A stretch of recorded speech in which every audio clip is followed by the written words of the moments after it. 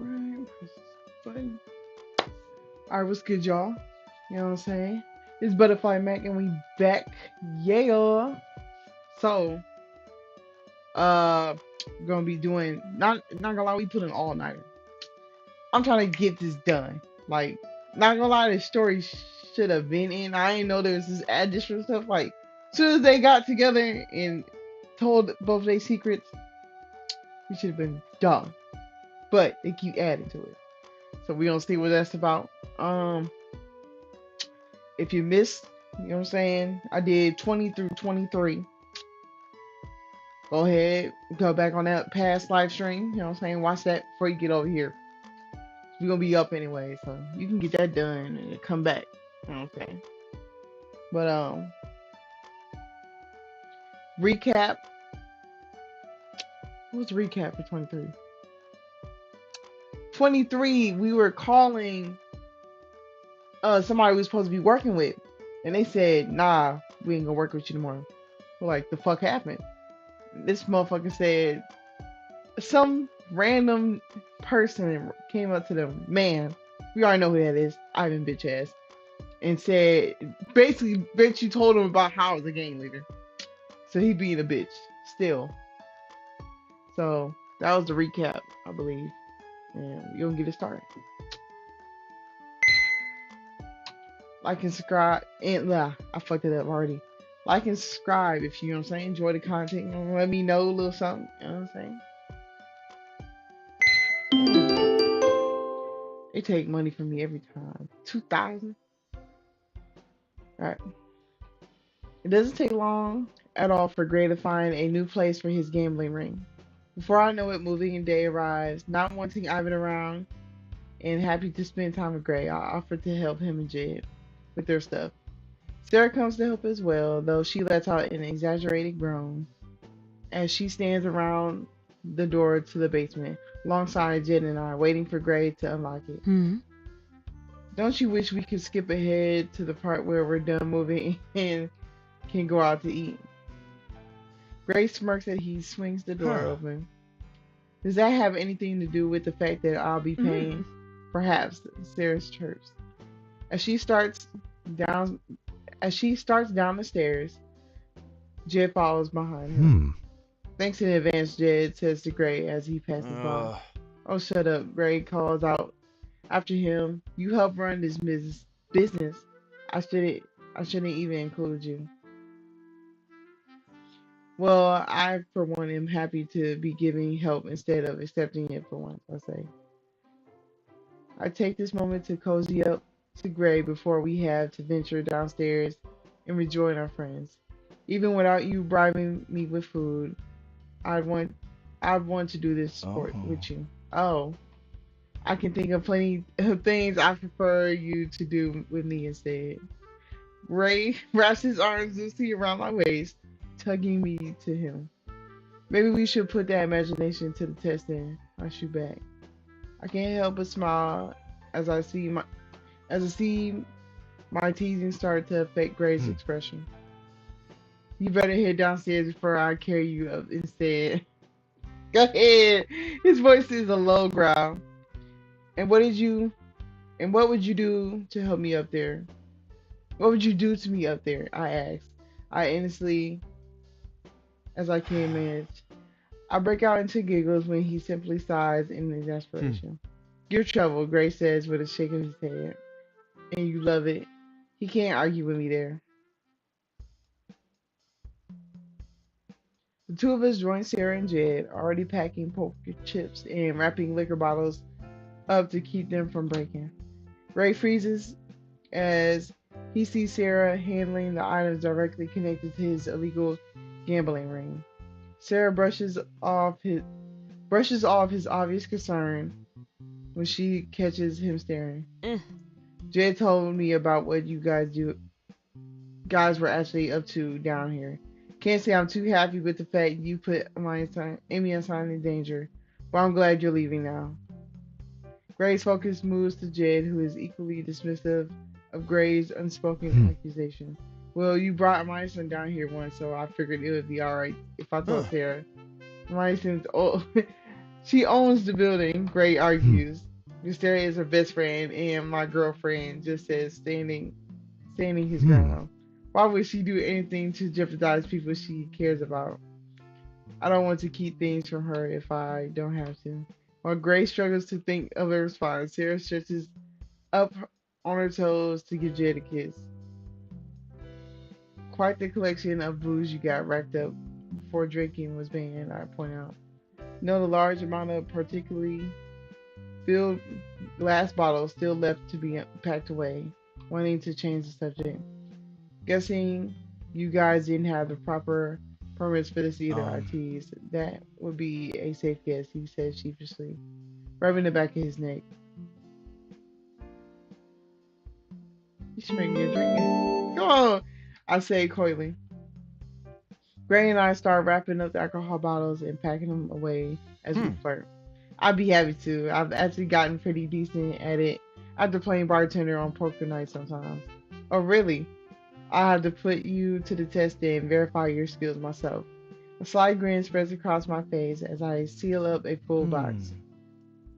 I'm sure I'll meet your satisfaction, whatever you ask me to do.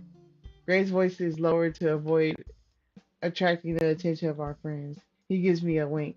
Confident are we? I ask.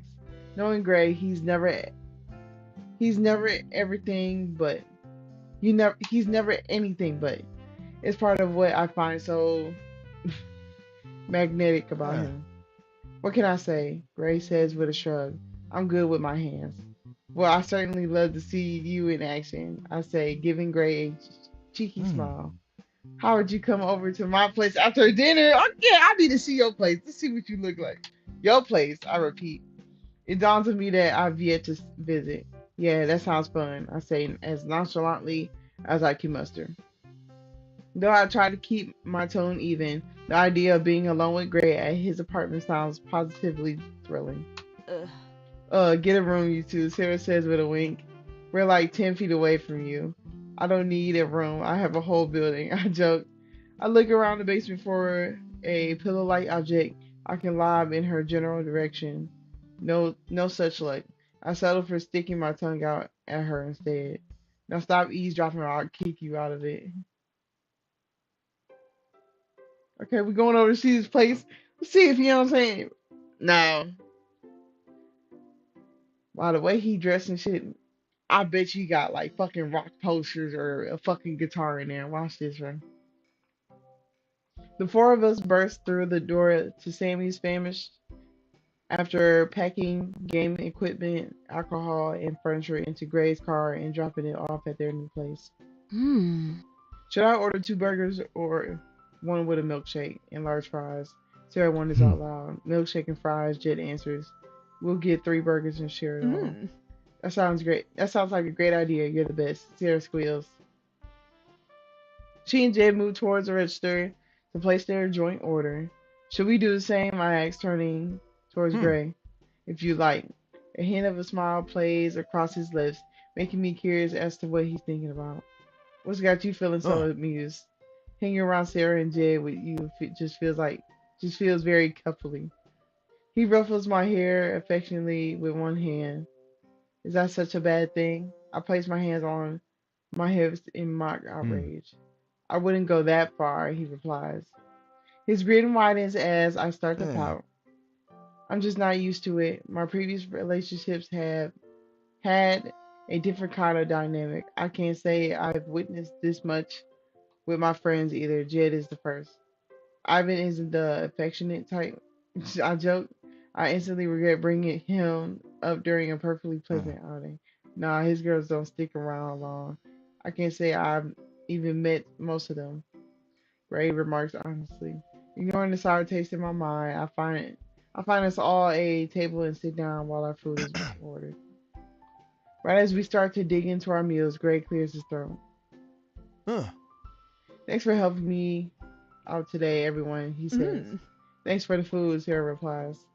She gives him a thumbs up in between bites. It seems crazy that you guys won't be coming by anymore, I confess. I look pointedly at Gray and Jed as the as the what later? All right, ladder later reaches for some fries. Yeah, I'm sorry to leave. I miss coming in and getting to see Sarah occasionally. It says, let's be kind. They ain't do nothing. I miss having you and Gray around. I say sincerely. My nights are going to seem so uneventful now that I'm the sole occupant of my Mm-hmm. building. You miss me the most, right? Gray says, winking at me. Does it have to be a competition? I joke. I fiend a sigh when I, he readily nods and responds, then sees the opportunity to tease him. Well, Jed's sewing skills have come in handy quite a bit. The look on Gray's face brings me way too much pleasure. I almost feel guilty. Oh. I recall showing you plenty of skills and teaching you a lot of things down in the basement when you expressed interest in my business. Ooh, Gray said, emphasizing certain words subtly. I feel my face heat up as I recall the game of strip poker and Gray and I played, as well as what we did Hmm. afterwards. Like what? Taking the bait. She sees oblivious to my growing embarrassment. Gray smirks at me before turning to speak to the others. Hmm. Remember playing Dragon Den? He asks innocently, running a table with Amia-san and Jed was kind of Huh. fun. Jed snorts. Uh. I thought you hated being the den master. That session was a complete Hmm. catastrophe. Maybe the four of us should play together sometime. I like to see a train wreck in action. Sarah says, her tone light and Hmm. happy. Sure, let's have Jed try to be the den master next time. Then I can ride off to the sunset with Sarah's character. Ooh, Gray appears to be the only. To, Gray appears to be only half joking. Speaking of riding off, remember the bumper cars at the carnival? I asked. I remember that night fondly, at least until Gray and I almost ran into people from my Hmm. past. That was so fun, Sarah Hmm. agrees. I remember some of the rides at night were too intense for her, Gray says. He gives me a pat on the head, grinning as I glare at him. That was funny. I could say the same thing about you, I retort, promptly shutting him up. Hmm. I like going to the movies all together, Jed offers. And what about the time Amia-san and I followed you two around the city and into a sex shop? That was hilarious. Sarah starts to crack up just thinking about our failed reconception, yeah, whatever, mission. But I can shake my head in shame. That was so embarrassing, I groaned. As the four of us continued to reminisce, I can't help but notice how many of the group's best memories feel tainted for me. In so many ways, I was struggling to keep the truth of my past from Gray, a heavy burden that casted a cloud over what was otherwise a clear sky. Lying to him was such a mistake. I feel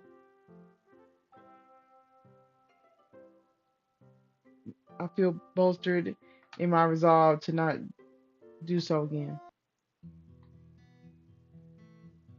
After finishing up dinner and parting ways with Sarah and Jed, Gray takes me up to his apartment for the first time. Huh. Okay. Not too bad for a criminal, you must admit, Gray teases as we walk in. His one bedroom apartment is one of the pricey areas in the capital territory, and the higher rent is evident is the overall condition and quality of the appliances. It's certainly nicer than what I imagined. I say, impressed by how clean Huh? everything looks. And what was that? Some adjacent to a jail cell or a shack of some sort? Great smirk. Nah, I wouldn't go quite that far. Some strange woman's basement, perhaps. Oh. Well, the arrangement had worked out for me well before. I laughed before I resumed taking stock of his place. Apart from the neatness, Great Place follows the bachelor's pad stereotype closely. It's quite minimalist overall. I don't spot anything without practical purpose. The sparse furnishings he does own are somewhat plain in design. Though the door to his bedroom and bathroom are currently shut, I would expect them. I would expect these themes to continue throughout the home. Gray takes a seat on the sofa, gesturing for me to do the same. Ah. What's on your mind? You got kind of quiet at dinner, he says, looking concerned. I let out a long sigh. Oh, I've just said about the happiness we missed out on because of me trying to hide who I was in high school. Everything would have been so much better if I hadn't been so scared, so selfish. Greg takes my hand into his, rubbing his thumb across the back of my Huh. hand. I get it. I really do. As frustrated as I got that you felt you couldn't be honest with me, I would have been tempted to do the same thing if I were you. Really? I asked. I feel doubtful. His words go beyond trying to comfort me, though I love if there was at least some truth to them. It sounds so nice for my actions to be understood, accepted Hmm. even. Relationships are hard. I don't know anyone who hasn't been ghosted their fair share. I know you didn't always have feelings for me, but I could imagine that as you developed them, you became scared of losing me. His fingers continued to stroke my hand, the comforting feeling in alignment with the warmth of his Ah. words. Scared of how I would react to our past if I found out. If I never wanted to speak to you again, it's not like you could just be rid of me. I was renting your Huh. basement and known to blast my music on occasions just to be petty. Great jokes. His humor causes my frown to lift somewhat. It's true that at some point all I could think about was that I didn't want to lose you. I admit.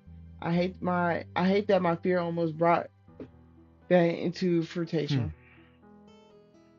Give me some more credit, Gray says firmly, shaking his head. I wasn't about to walk away. I could see you were really trying then, and how you were making an effort to be better now. You really think so? I say, desperate for Hmm. reassurance. Of course. Remember the other night when you told me about calling the police on me as a teenager? That was certainly something I'm sure you were tempted to keep a secret. Yeah, I say slowly. I just I want to try to grow together in our relationship. When maintaining a lie was my main priority, it seemed like that stunted things between us so severely. Think about how things used to be brings on a crease between my Ah. brows. Things will be different now. Ray guides me closer, bringing my head at rest to rest against his Hmm. shoulder. You can just focus on yourself, street trends, and on spending time with me. You don't have to worry about my poker business affecting you or Ivan hanging around or the game rivalry. We can be together. He strokes my hair gently as he speaks. But you have to worry about Ivan and your gambling ring, I point out. That's not much Ah. better. That's my problem to deal with, he says with finality. His words leave me feeling shut out. I sit up unhappy with the idea of this dynamic in our relationship moving forward. Gray, I know you want to be I know you want me involved as little as possible, but it can feel like you're intentionally keeping things from me, which is exactly what I don't want either of us to do. I'm not uncomfortable being left in the dark. I'm not comfortable with being left in the dark about what's going on between you and him, I insist. Though I plead him to open up to me, Gray grimaces, still appearing reluctant to share. Huh. I don't want you to look at me differently. There's a lot from my past I'm not proud of, particularly during the period right after my stunt in juvie. That's okay, I say, reaching out to him. I don't need the details. How about just the big picture? I had trouble finding a job after juvie and getting kicked out of school. No place is really interested in hiring you if you couldn't even finish high school, he says. Ah. I was doing less than solid savory things to get by when I met Ivan again. Nothing violent or anything like that. Still white collar fraud type stuff. But let's just say you approve of it, much less than Ah. poker. Ivan wasn't involved with the same stuff I was, but he came to know about it. He gathered proof of what I was up to behind my back. Ah. Wow. He ain't well we been knew he ain't shit, so shit. When I tried to talk to him about leaving you alone and me quitting our poker ring, he brought it to my attention that acting out of line would be to my mm, detriment. Gray's hands ball up into a tight Uh, fist. This could land me in actual jail. I mean, hmm. saying. When I told you I had some personal things to deal with a few weeks ago after Ivan started threatening you in street trends, this was what I was Hmm. dealing with. I need to get leverage or some kind of advantage. I want the ability to walk away without needing to watch my back. Mm. I don't want to pry in because my business has already been affected, so we gonna go kind and keep it moving. Thank you for telling me all this, I say. I make sure to give Gray a reassuring smile to let him know I still feel the same way about him, that everything is all right between us. We can get past this, no Yeah. problem. Is my dark past not scaring you off? Gray raises an eyebrow, and I sense some amount of genuine concern in his otherwise light tone. Nah, it doesn't change much for me. I'm not a fan of illegal activity, but being a gang leader has certainly acquainted me with all types of people and various reasons they do all types of things. I like who you are, Gray. I don't have to like everything you've ever done as long as we have similar goals and values now. I start to speak more hesitantly. That does mean I want to be someone with a legitimate job that isn't surrounded by treacherous people. I know that's what you're working towards, and I want to help you deal with Ivan to achieve it. Gray looks at me intensely, concern and fear written all over his Uh, face. He's not someone you should be around, Amusement, and I don't like how he spoke to you at the poker game you sat on it. Sat in on. Promise me you'll let Jed or I know if he shows up at Street Trends again. Oh, most definitely. Y'all be the first ones I call. What the fuck? I shudder at the thought of another unexpected visit. I promise, I say readily.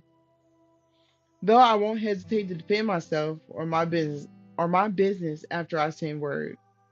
Ray frowns as I threaten physical hmm. action. I know you're fare pretty well in a fight, but I hope you do whatever you could not let it come to that. You know Ivan plays dirty. You could seriously be hurt. I sighed, wanting to argue, but knowing that self preservation is probably the smartest thing I could do. Worst case, if things got physical, I had a better shot than most. I could manage to flee at the very least. A short moment of silence befalls us. This isn't really what I've imagined my first visit to your place would be like, I say Oh. finally. Oh, Ray says. He seems to perk up instantly, his interest clearly piqued. Hmm.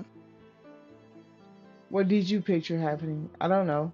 My fingertip traces the veins along the inside of Gray's forearm. I'm glad we could have this conversation. I feel closer to you, but I guess in my head, I imagine us getting closer in other ways. Freaky, freaky. You so freaky. I look at Gray through my lashes, inviting him to come Um. closer. Like this? Gray cups the inside of my face with his palm before leaning in to kiss me. Yeah, I say, feeling somewhat breathless as his lips leave mine. Definitely the type of thing I had in mind. His mouth crashes against mine, his arms wrapping around me and holding my body against his. I gasp lightly as Gray lowers me back onto the couch suddenly and climbs on top of me, granting, I don't know, granting his tongue access to my own. Wrapping my legs around him as our kisses deepen, I start to moan. Hey, yo, starting to moan as his hands explore my figure. By the time I pull back for air, my entire body feels wholeheartedly in favor of taking things further. Maybe you could show me your bedroom. She's trying to get freaky. Grace starts to agree, but then pulls back suddenly, looking as if something just occurred to him. Um. As much as I absolutely love that, don't you have work in the morning? He always be saying that, man. I fuck that work. Hey, nigga, we call out today. I shut it down. Hey, we not open. I got something to do. Yeah. Why? What time is it? I reach down in my pocket and glance at the clock on my phone. Crap. You went over this man's house and you had to open up. I gazed, my gaze tears between Gray and my cell phone as I try to decide what to Ugh. prioritize. We could always do this another time, Gray offers. I feel frustration well up within me, and I intentionally squeeze my legs around him tighter as he starts to disentangle from me. But it feels like it's been so long already. I protest. I don't want to postpone being with you anymore, Gray. I want this Ugh. badly. Ooh, I know, but I'm still going to make you wait a little longer. Your patience will be rewarded when we have more time to spend together. He places the kiss up top my nose, waiting for me to release my hold on him. Screw taking your time with me, I growl. I want you now. Oh, we demanded shit. I want you now. Hey. Gray chuckles, seeming to enjoy how frustrated he's made me. I don't care for it one Hmm. bit. I decide when and how you take. I'm not. Hey, you little baker. I'm in control. Uh, I want you. I want you to keep this moment in your mind. How you wanted me so badly that you squirmed and begged me to put my dick in you. When I do decide, I want you to remember how long you had to wait. Oh my God, and how special it is. Oh my God, this is crazy. Oh hell no. The dirty words he whispered in my ears only makes my body tremble for more of his touch. Though his refusal is frustrating, the power he had over me is hmm. exciting. She down bad. She down for the count. Now be a good girl and unwrap your legs. I do as he says. Still not happy about the night ending here in the slightest. I cross my arms after I sat up in order to communicate this. Gray simply scoops me off the couch, carrying me over to the door before setting me down gently. Hmm. It'll be worth the wait, I guarantee it, Gray assures me. I soften, realizing I fully lost the battle and will soon be parted from him. Quickly, I wrap my arms around him in a tight hug, though I readily release him this time. I'll miss you, I say it as I start to head home. Oh. I miss you too. Nah, these niggas freaks. All right, chapter. Okay, all right, chapter 24 is smooth. That was a cool chapter.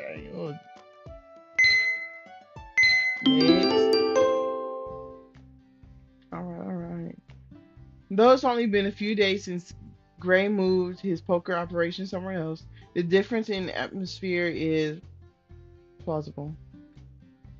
As the afternoon drags on, I keep finding myself glancing towards the back door, still expecting Gray or Jed to pop by and slip into the now empty basement at any moment. On the bright side, not seeing them means not seeing Ivan either. I've yet to see or hear of him since my failed phone call with Kara in the clothing factory she represented, and for that I'm grateful. That being said, I can't help but to feel unsettled by the anticlimactic end to things.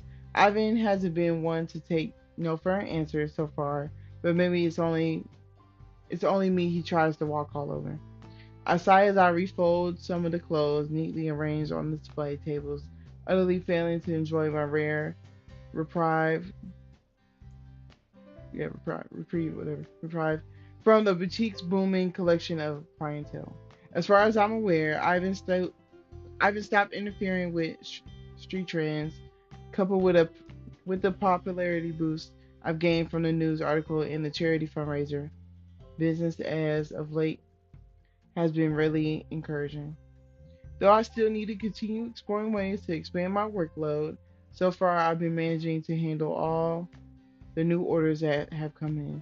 As long as I can keep running my shop without interference, things will go more and more smoothly. The sound of the shop's door open echoes throughout the boutique. I turn to greet the incoming customer with my blood runs cold. Oh my fucking goodness. Ivan, get the fuck out my store. We gonna have a problem. Nigga, the fuck you want? It's him. You bitch! The fuck you doing here? Ooh, this nigga. Oh, bro, you keep starting shit with me. I'm finna have Gray on dial playing with me. Let's see what he on. Have you missed me, bitch? No. Ivan says with a slight grin. His smile widens as as a cat as he takes in my horrified, stunned Hmm. expression. I guess not, he muses, but I've certainly missed you. Bitch, the fuck do you want? I'm already captured by it, man. I don't want you, you ugly ass bitch. I'm getting tired of this nigga. Ivan approaches me slowly and steadily, each footstep causing my heart to pound Ah. louder. I can't stop thinking about you. The fuck? He gestures to the large open space around us with his arms spread Hmm. wide. Or about street trans. Nigga. Nigga. You have your own place, bro. What the fuck? Damn. In the next second, Ivan brings out his outstretched hands together with a loud clap. I can't help but flinch at the Ah. sound. I can't even give you a second chance to listen to reason after all. Bitch, you are not reason. Oh, ooh. All right, keep talking. So once you done talking, I'm gonna ask your bitch ass to get the fuck out. And then once you say no, I'm calling Gray and I'm getting hands. Fuck nigga. And actually, nigga, I'm calling the cops. I can call the cops now. Yeah, you out my building, bitch. Come on. Ivan takes another step forward. When I attempt to move backwards, my waist bumps into the display table. I feel in my pockets for my phone, only to realize I left it. Ah! I left it over by the cash Ah. register. You've been such a ooh, you've been such a good girl all this time. You let us use your building for whatever we wanted. To grade up to your room for negotiations. Oh, dread pulls into my stomach. I've come closer enough that I can smell the stench of his Ah. cologne. Ew. Even when you found out the truth, you continue to stay so compliant. Why stop now? Ivan smiles menacingly. I fight for the overwhelming urge to vomit. Why won't he leave me alone? I made it so clear that I don't want anything to do with him, but that doesn't seem to matter to Ivan. He seems hell bent on seeing me surrender, but I'm not going to give him the pleasure.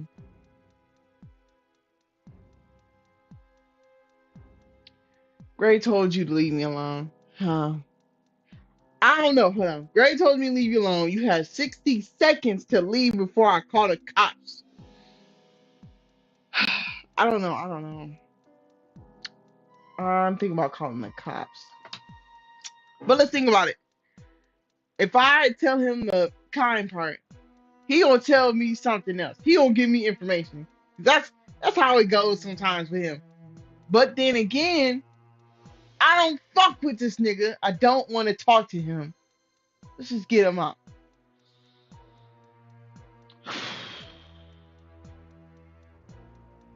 I'm not gonna get Gray in trouble, so nah, this bitch nigga need to go though. Ooh, yeah, then you need to go. Get the fuck out. You have 60 seconds to leave before I call the cops. I spit out, infuriated by his presence here. Hmm. Funny you should mention the cops, Ivan says with a cocky grin. I was about to do the same. What is this man talking about? I gave him a look of absolute befuddlement.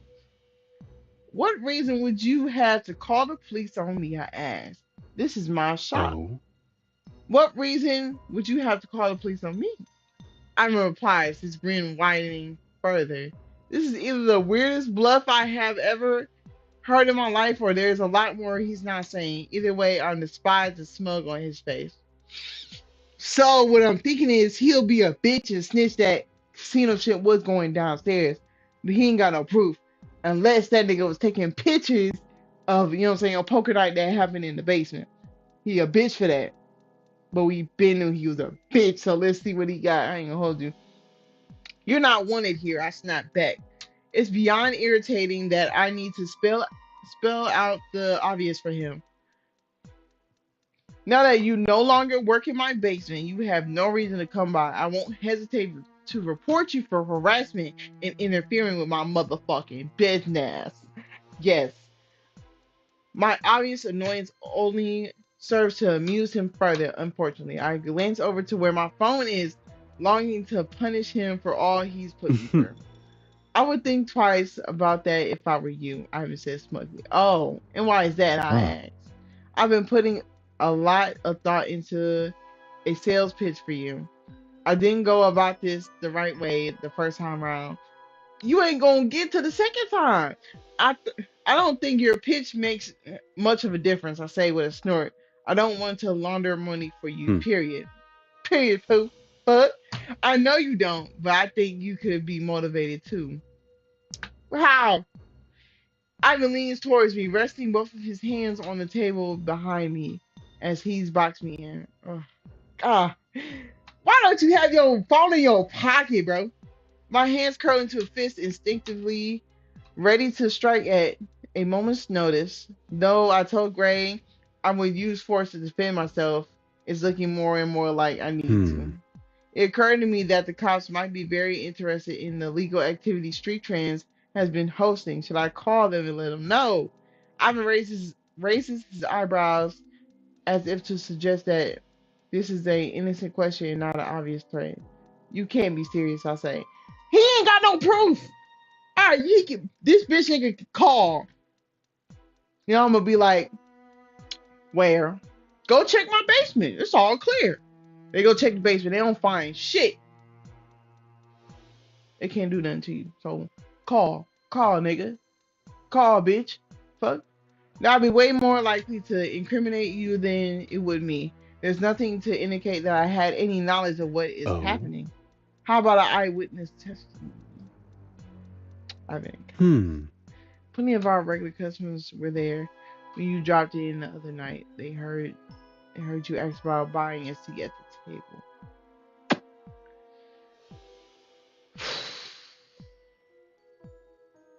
This nigga pisses me off. You turn in your own customers too. Good luck with getting any to trust you again after you get that off. Get to After you get out of jail. I scoff. I've been pushed back considering my Ah. words. Fair enough. Maybe I can turn. Maybe I can turn the cops onto you without hurting me more. His wicked smile appears once Ah. more. Jason, on the other hand, isn't so lucky. The looks in his eyes makes my blood run cold. He wouldn't hesitate for a second to betray his long-term business partner. Yes, he Ah. would. I am more than enough to see him arrested without risking anything at all, Ivan Hmm. says. I wonder how you feel about dating a man in jail. Okay. I wrestle at the thought of seeing Gray taken into police custody for a second time. What are you saying exactly? If I don't work with you, you'll have Gray arrested? How should I respond? I don't know. I don't want to be involved with money laundering, but I certainly won't don't want to see Gray get hurt. Hey, I'm not finna hold you. We've been only seeing Gray for like 3 months, 4 months. You know what I'm saying? It would be his own fault he's going to prison. That shit he did, it got delayed. Since that nigga know it, that shit got delayed. So I'm not risking nothing for my. I risked enough for y'all having playing in my motherfucking basement. Lying to me. But the fact that his bitch chick is coming back after moving, you're still talking to me about this shit? Get the fuck out of my face. Dead ass. How should I respond? I don't want to be involved with money laundering, but all right, right now. Maybe I could agree to sell the shop on certain conditions, such that Ivan changes the name or that I kept my regular. Though I, though I highly doubt Ivan would make me a decent offer, I could save up and eventually buy a new shop somewhere. Starting over seems dreadful, but at least I'd be be away from Ivan for good. You shouldn't even have to do none of this though.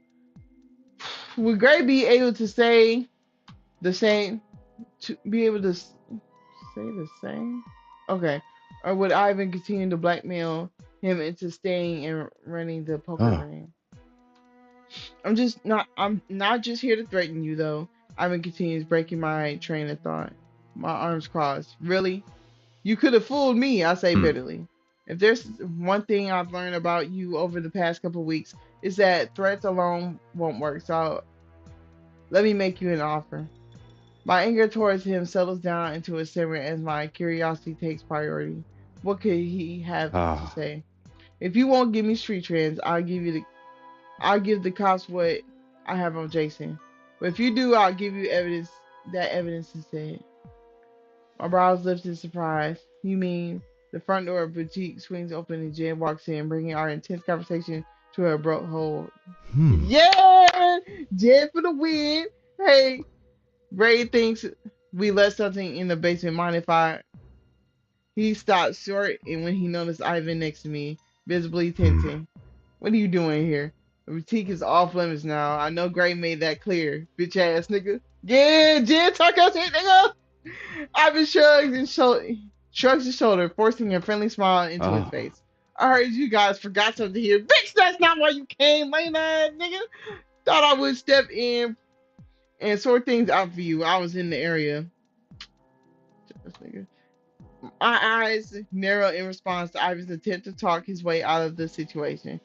Jay crosses his arms over his chest, looking unconvinced. I make eye contact with him, trying to convey just how uncomfortable I am with Ivan being Huh? here.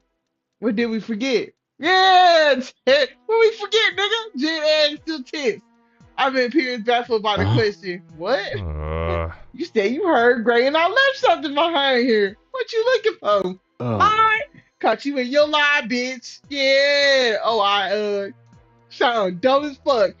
Ivan scratches the back of his head, looking Um. sheepish. I guess I don't remember that part. I just thought I'd have a look around and see if I saw anything. Uh. Uh-huh. Sure. Come on, man. Time for you to go. Don't let me catch you in here again, bitch ass nigga. Jed looks more crossed than I've ever seen as he stands firm against Ivan's attempt to smooth things over. Ivan looks less than pleased. He moves to face Jed head on, but still attempts to keep the uneasy peace between Hmm. them. All right, fine. You caught me. I need to talk to me and son alone. Can you give us a few minutes? What? He ain't gonna give you no time of day. Can you give us a few minutes? Then I'll leave, I swear. Jed simply shakes his head, causing me to sigh in relief. I don't want to be subjected to Ivan's mind games or physical presence Hmm. anymore. No, leave now. Ivan straightens to his full height, though his stature is still shorter than Hmm. Jed's. Yeah! Just give me a couple minutes, that's all I'm asking. No, bitch ass nigga! Before we Jed is my nigga. I tell you what, despite Ivan's attempt at bargaining, Jed seems to be in a movable force. And my answer is still no. Yeah, the look on Jed's face is fierce as he stares down at Ivan. My question is, my question to you is, do you want to walk out of here willingly, willingly, or do you want to, or do you want, or do you want me to make you? Talk your shit, nigga. Jed moved towards the exit after a heavy moment of silence, causing me to sigh in relief at the thought of this encounter ending peacefully. However, the next moment are you fucking serious? Why are you starting shit, nigga? Get out, bro. However, in the next moment, he suddenly turns back, hitting Jed's nose with a sharp right hook. Ah!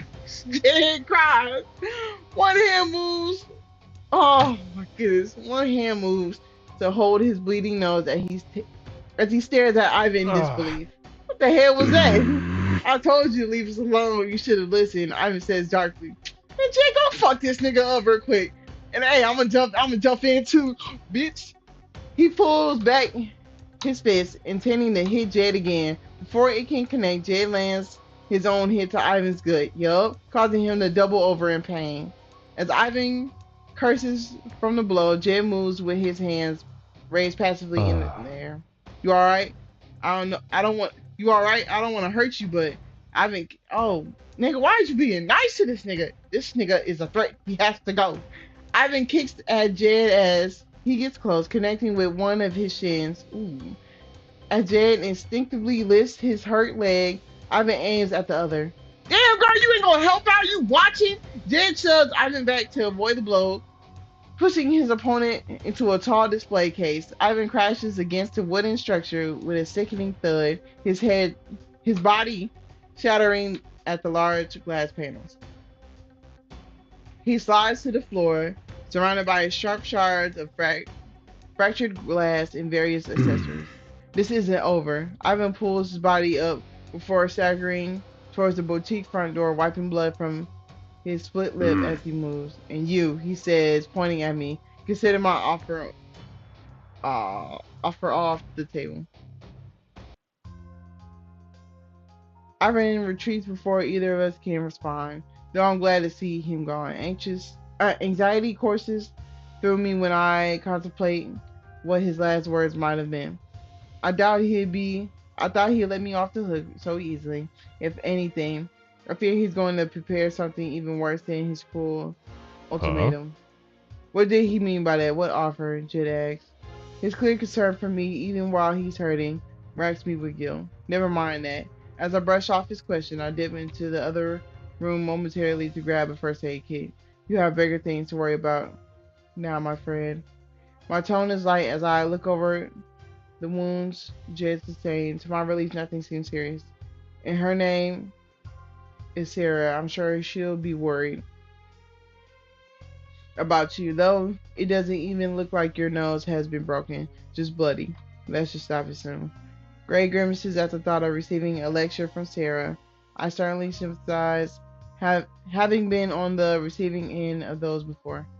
Still, it's nice to have someone who cares in bad moments like these. I guess I should call her and let her know what happened, huh? Jed looks sheepishly at me. I give him a nod. I should do the same with Gray. He'll want to know what happened.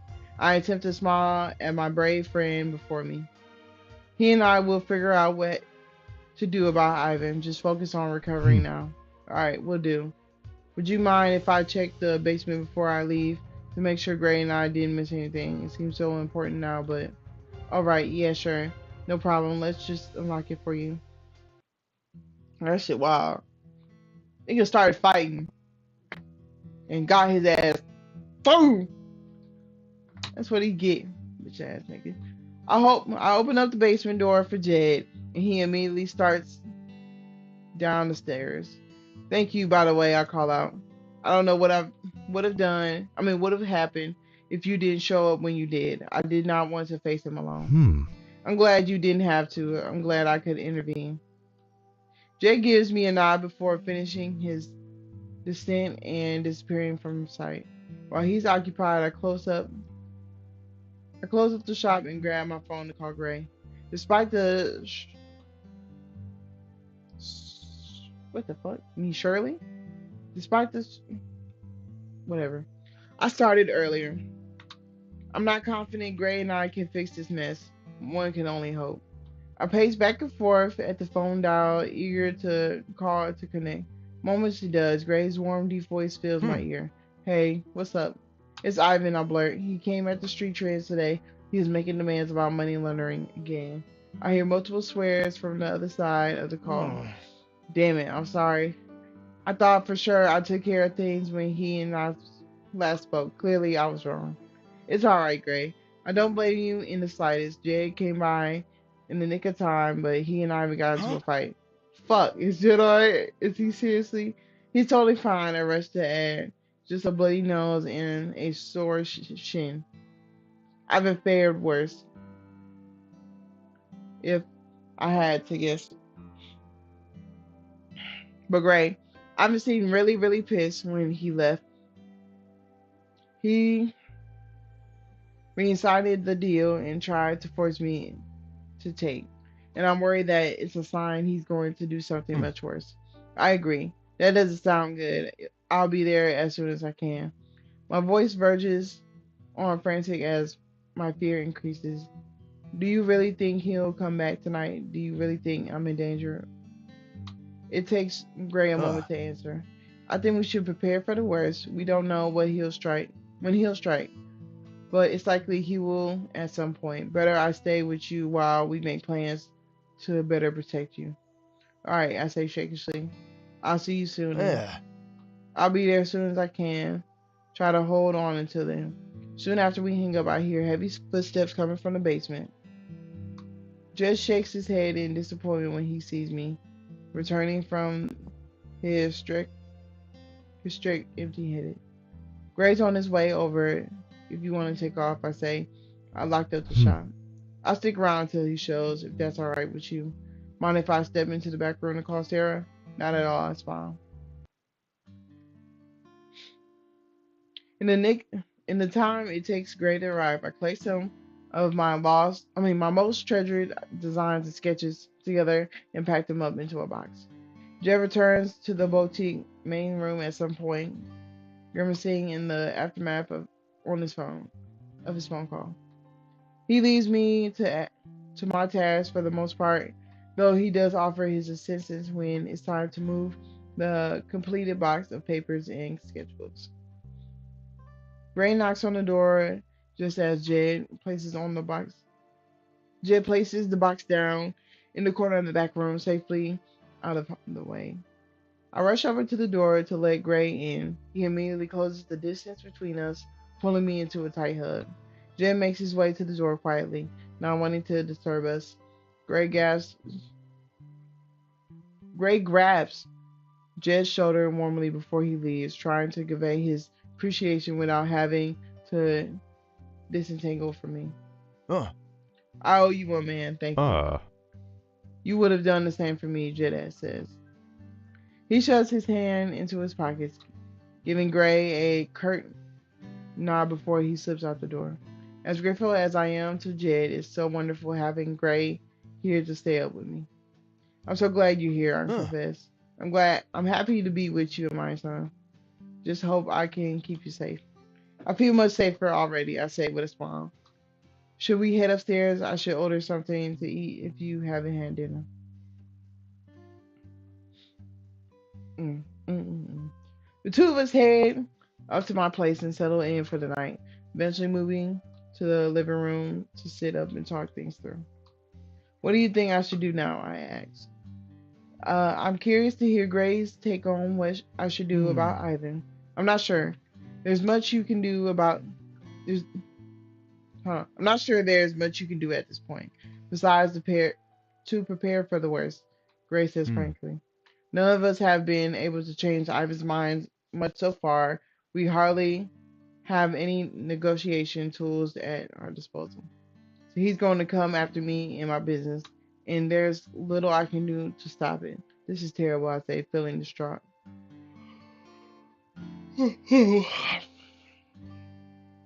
Gray sighs as he sees my distress, looking at me sympathetic. At this point, we're assuming he's intending on committing a crime. Either we conceive him or not to. Either we conceive him not to, or we take precautions.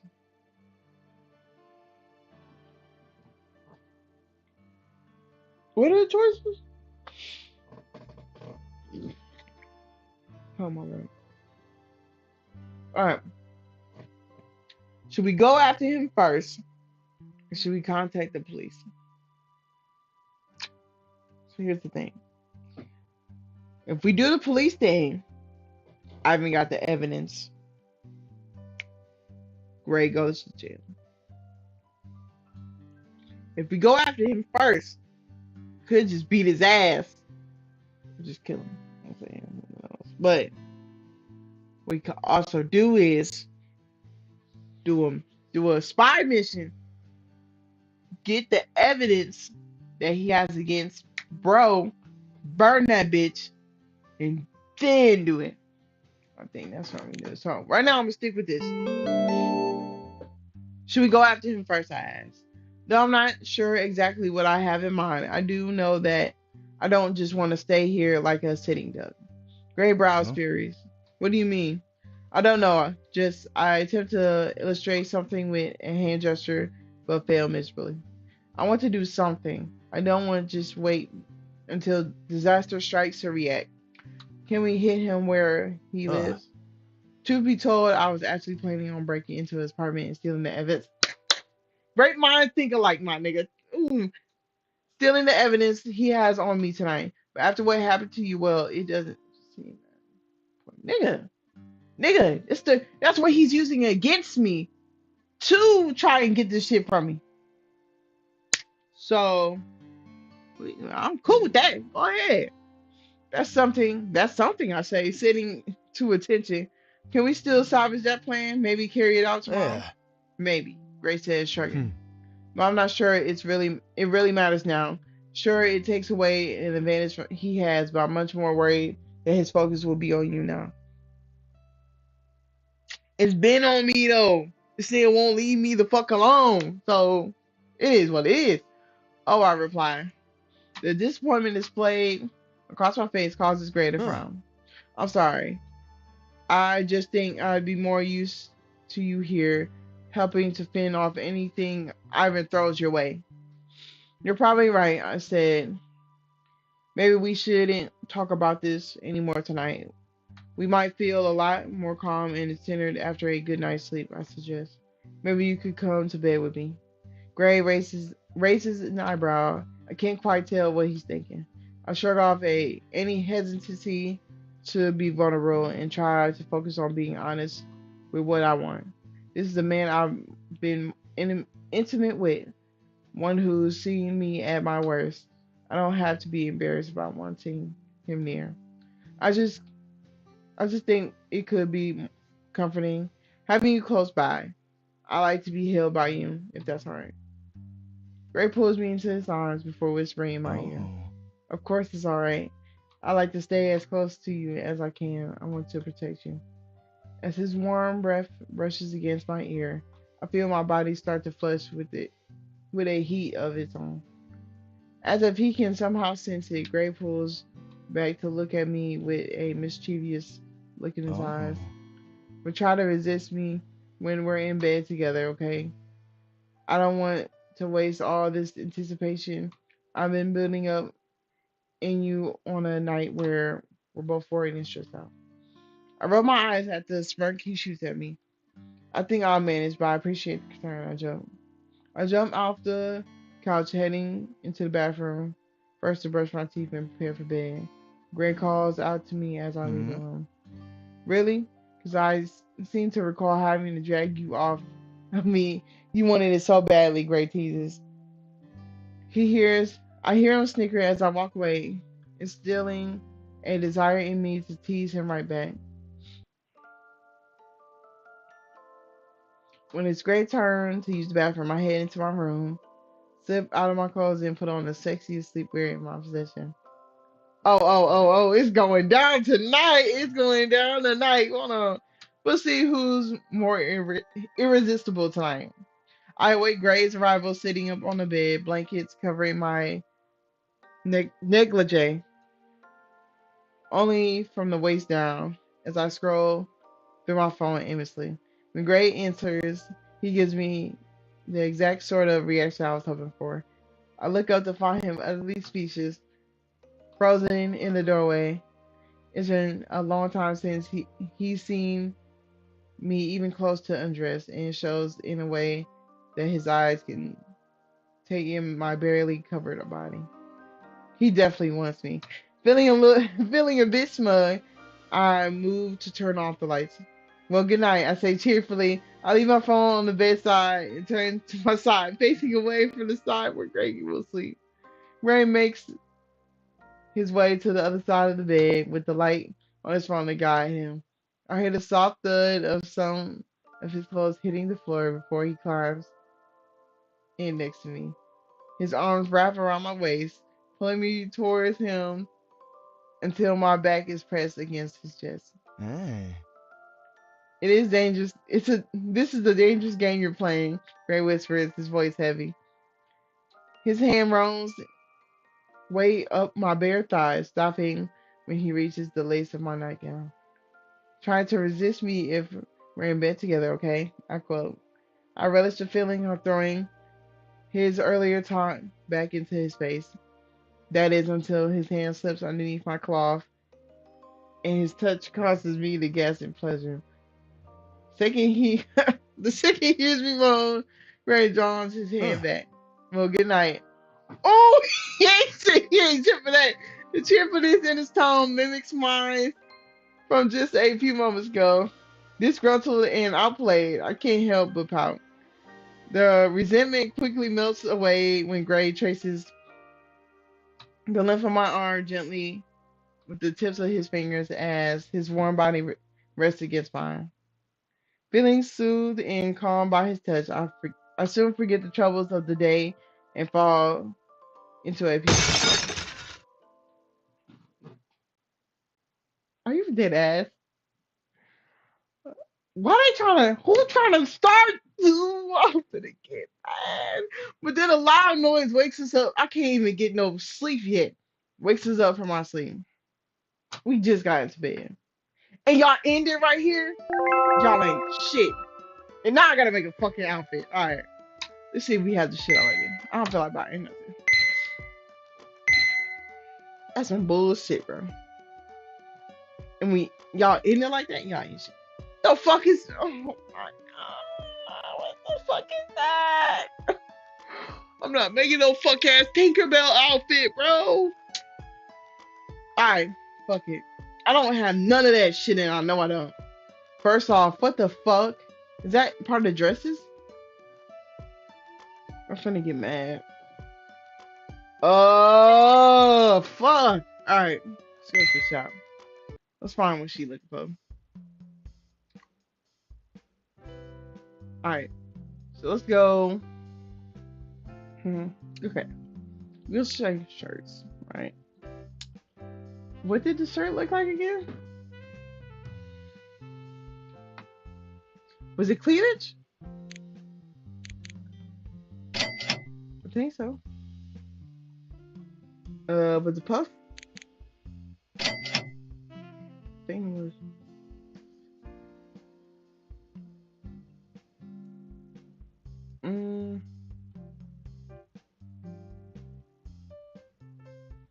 Okay, if not shirts, it's gotta be skirt. Hmm. That's all. That's all you got.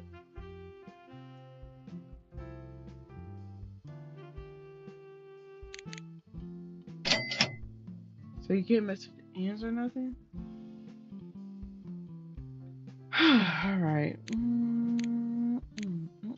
Okay.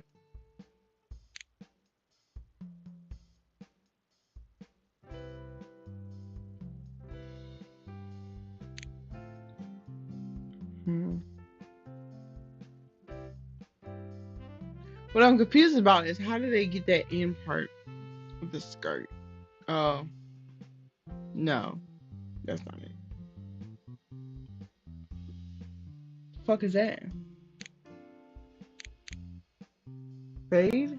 No.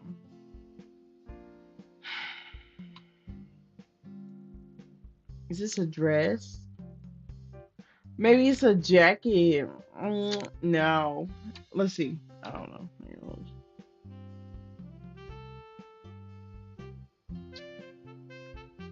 So it's not. It's gonna piss me. Oh, that's the fucking shirt. Y'all just made me mad. That shirt was not. That shirt was not there when I bought that shit. All right, I think we good now. We got everything. Let's return. All right, let's find this real quick. All right. Fuck. Is that the one I got? Let's try to make it. All right. Froth out this shirt. Okay. Neckline. Yeah, did that right.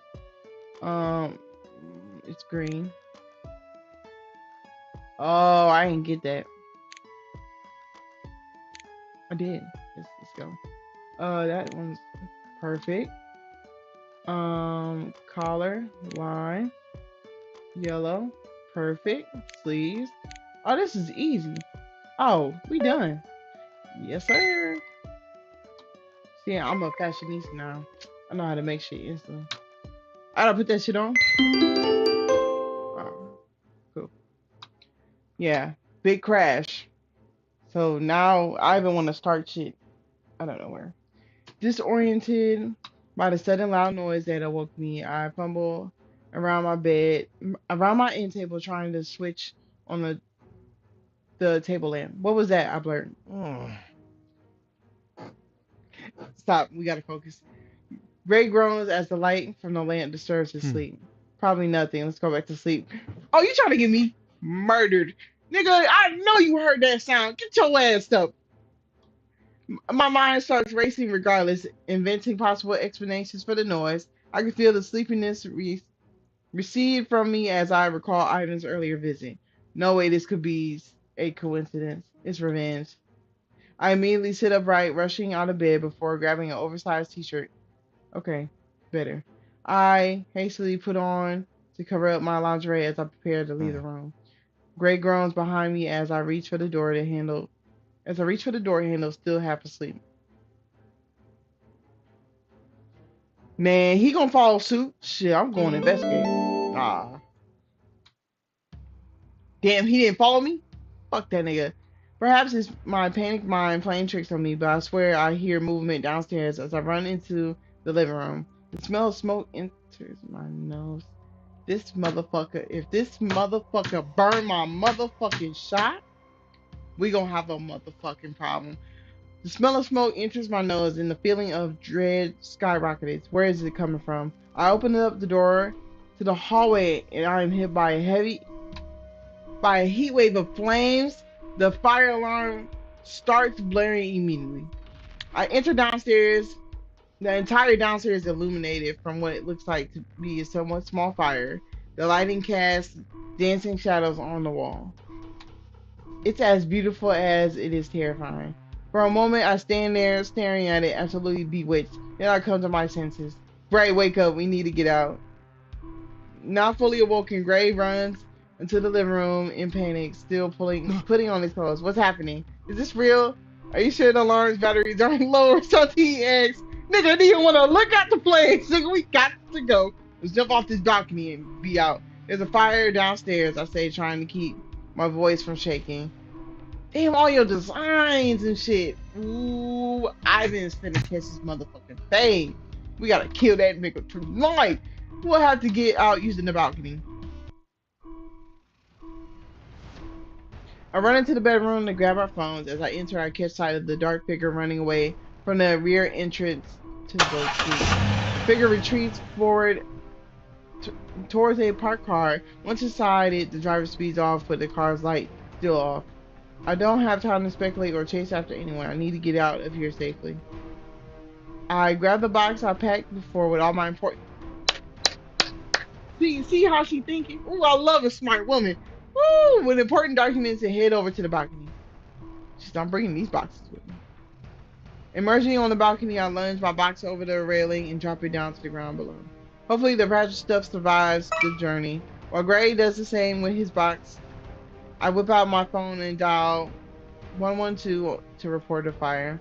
I point out the folded emergency ladder secured on the side of the building.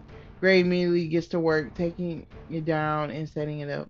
While he secures our escape, I inform the emergency operator on what's happened and where to send the fire department. Once the ladder fully descends to the ground, Gray waves me over. Ladies first. He sweeps his arm out dramatically towards the balcony railing. I cross mine and responds, unamused by his apparent attempt to lighten the situation. Gray, I hardly think now is the time to son, please, I insist. As we lock eyes, I see emotions swirling in his that I didn't expect. Fear, worry, disbelief. Perhaps it's because I actually saw and spoke to Ivan when he invaded the boutique earlier, but a large part of me expected something like this to happen. I spent so much time today preparing a defense against whatever move Ivan might make. Focusing on facing grim future helped me to steel myself mentally. When I hear noises tonight, I saw someone running away from the shop. It didn't shock me, and I saw this coming. I think it's different for Gray. For so long, it's been him battling Ivan, seeing Ivan switch targets to attack me, knowing that the reason he's in my life now because of Gray. Must feel terrible. Following Gray's wishes, I make my way down the ladder and onto the safe pavement below with Gray just a few seconds behind me. Damn! All that I worked on, gone. Because of some bitch ass redhead. Ooh. Once both safely on the ground and awaiting the arrival of the fire department, I study my boutique. Smoke is fuming out the windows and the flames dancing behind the glass. The knowledge that everything I've dreamed for, and worked hard to achieve is burning inside is just really hard to bear.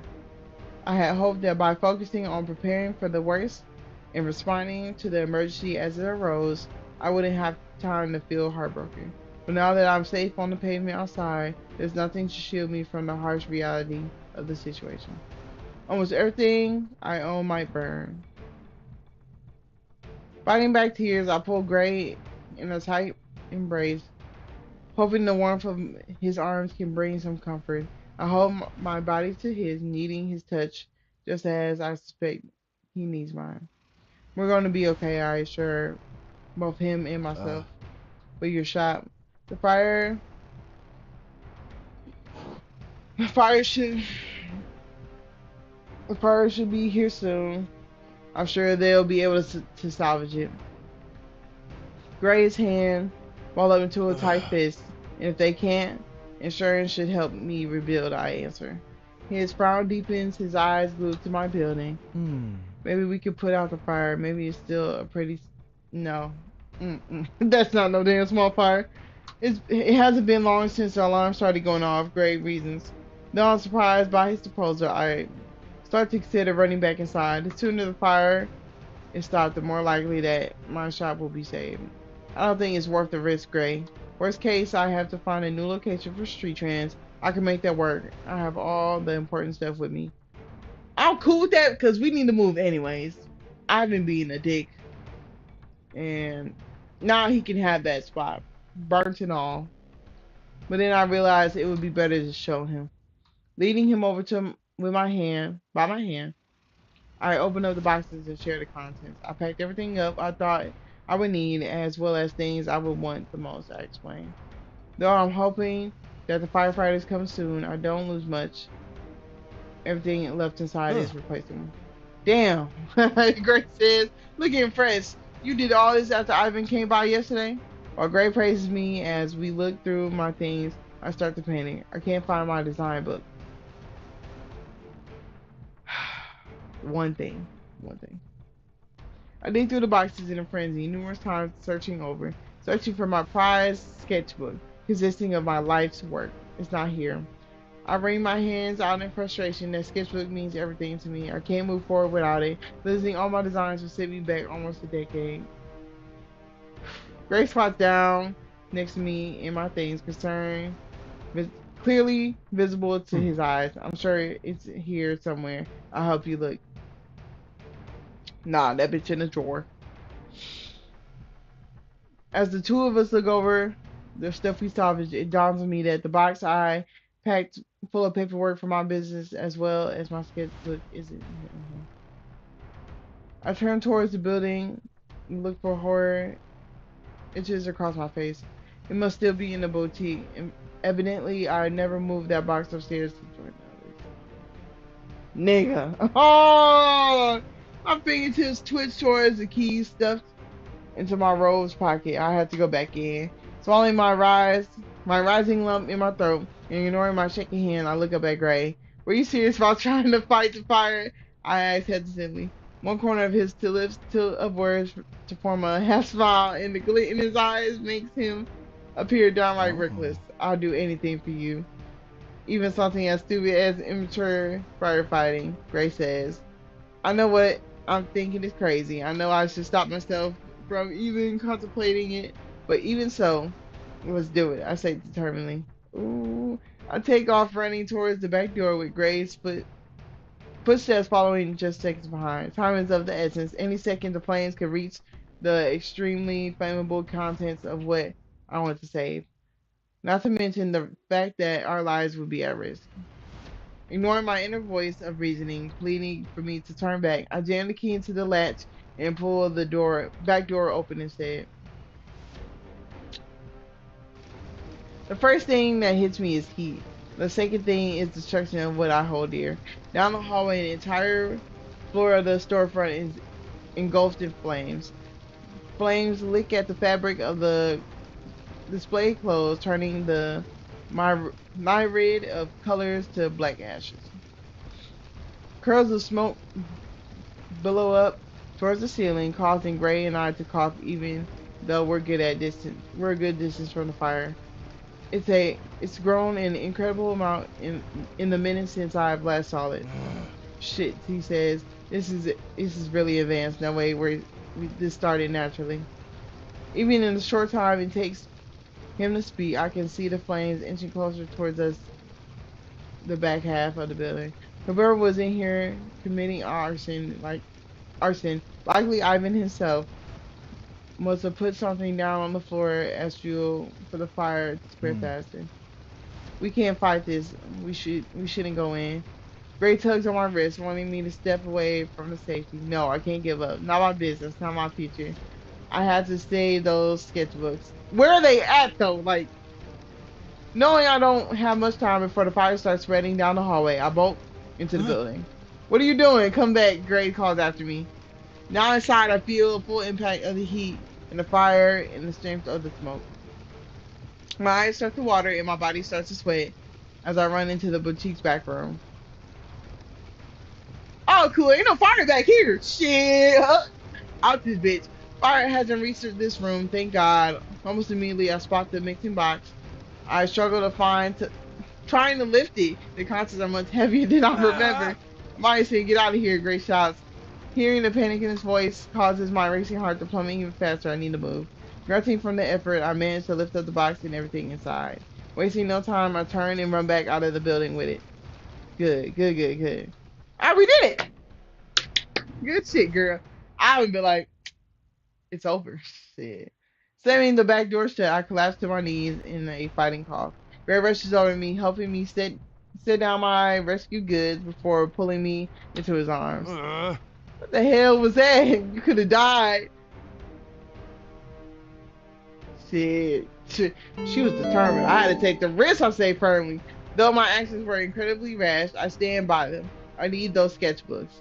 Ray looks more distressed than I've ever seen him. Nothing is worth your life, in my opinion. Nothing. As I put myself in his shoes, guilt starts to swirl within me.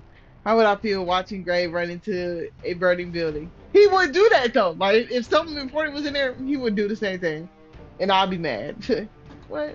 I barely stand the risk that came with him running an illegal poker ring that isn't putting his health on the line.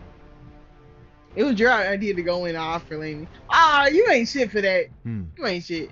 That was when I was estimating the fire to be fairly small. Something we could realistically put out ourselves, not something that's burning entire rooms down. Tears pool into the corner of my eyes as I recall the sight of furniture burning and the fabrics turning into ash. I spent hours designing and making those clothes house with those walls. I put so much effort and heart into my work. They burn in seconds. Seeing my expression, Gray visibly softens. Come on, let's get away from here where it's safe. Let's move away from here where it's safe, he says gently. Gray grabs the box and places it among the others, still feeling too overcome with emotion. I find it hard to process his encouragement to relocate. Gray returns my hand in his, guides me over to the safe spot. That's crazy. Gray returns me to the security of his embrace, this time at a much more comfortable level of pressure. I rest my head against his chest, close my eyes, and focus on the sound of his heartbeat as I try to block out all the stress in this circumstances. disastrous circumstances. Not long after that, the fire barrage arises and attempts to quell the flames ravaging my boutique. Please save my boutique, I plead with them. We'll try anything we can, but please stay back, ma'am. One of them warns me. While they work, Gray rubs my back while he holds me and wipes my tears as they fall. I never experienced anything remotely close to this, and I hope to never again. I feel so incredibly worn out, both emotionally and physically. Shortly after the firefighters' arrival, a police car pulls up and parks. Two police officers emerge from their squad car and makes a beeline for us. Though I bristle at the thought of being questioned by cops, especially at such an emotional moment, it would be great if they could do something to protect me against Ivan. I don't want him to get the chance to do something like this ever again. Oh, I double clicked, my bad. You don't have to be here for this, I whisper. I don't want you to put yourself in danger. You've done more than Uh, enough. If you need me here, even the slightest amount, I want to be here, he answers firmly. More than happy to have him by my side, I drop the issue. The police officer makes eye contact with me as he approaches us. Are you my son, Yushi, the registered owner of this building? One officer, a man asked me. Yes, that's me, I confirm. We're going to need to ask you some questions about the fire. I feign a smile at the officer. Of hmm, course. I'll give you some space, Grace says, backing away. The policeman and I split off to where we can hold a private discussion. He pulls out a notebook and faces me.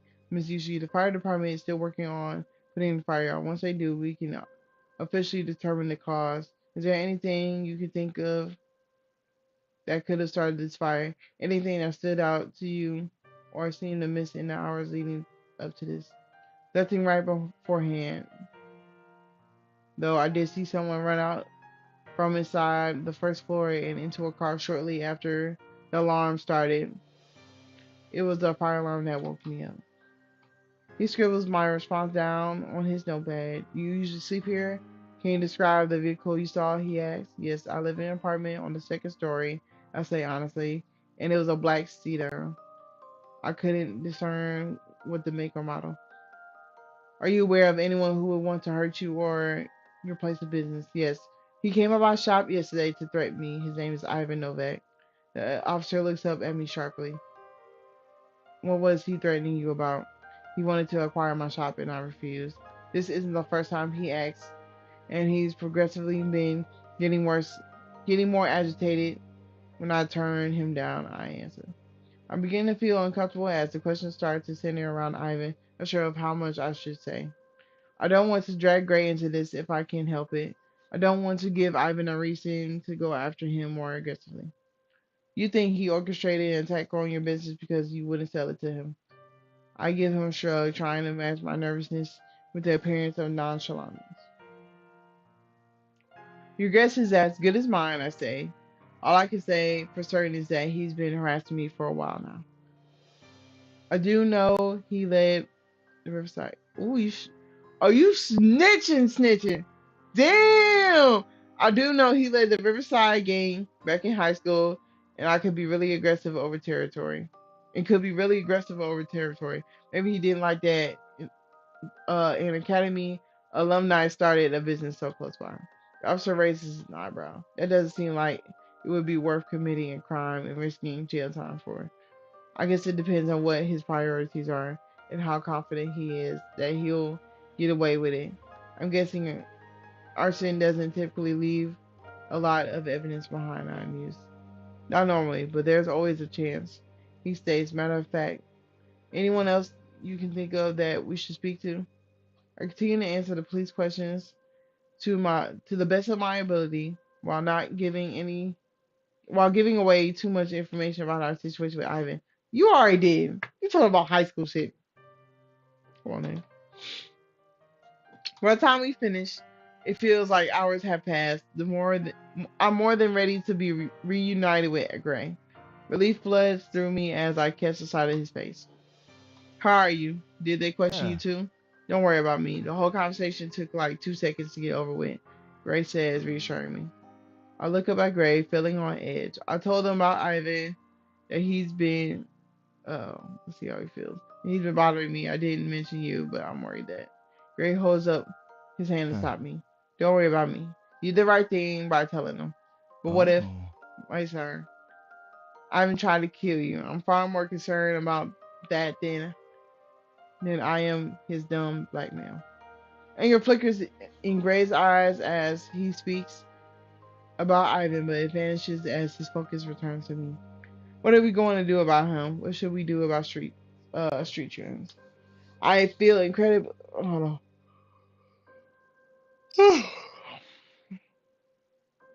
I feel incredibly. I feel incredible. I think they meant to put incredibly uncertain and uneasiness about my future now. I've never imagined a life outside tailoring, and I don't want to be in now. I don't know yet if he responds, but we'll figure it out together. Gray smiles warmly at me and as he slings an arm around my shoulder. Hours passed by. Was watching the firefighters work their equipment and move in and out of the building. By the time the sun starts to rise, we have tamed the flames. One responder walks over to Gray and I, ready to brief us on the situation. The man shakes his head solemnly as he approaches. I brace myself for bad news, reaching for Gray's hand to hold. He informs us that they weren't able to contain the fire in time. The damage to the structure is severe enough that this place is no longer it'll have to be demolished.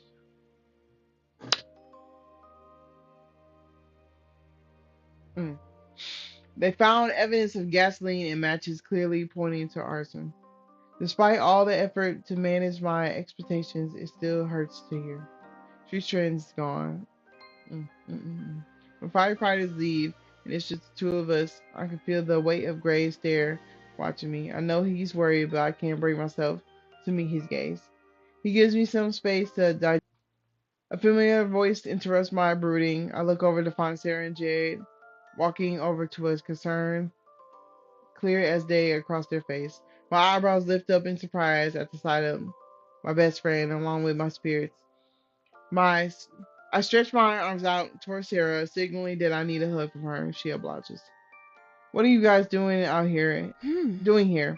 Gray texted us a little while ago. He said you just really could use a friend. Sarah replies. What exactly happened? Jed asks. He and Sarah both looked worried about the presence of the responders and the sight of my stuff on the ground in boxes. The fire burned nearly everything. By the time the fires got it under control. The building will be condemned, Gray informs him. Ivan was behind this, I'm sure of it, I said briefly. Ivan Novak, Sarah exclaims in surprise. I knew he was messing with you, but why would he go this far? It's a long story, Gray replies smoothly. We can get into that in a second, but for now, let's talk about what we can do for her. The group nods in agreement. I found my lips curving upwards despite all the drama of these 24 hours. Right now, I'm surrounded by people who care for me the most. We'll figure out where to go from here, I'm sure of it.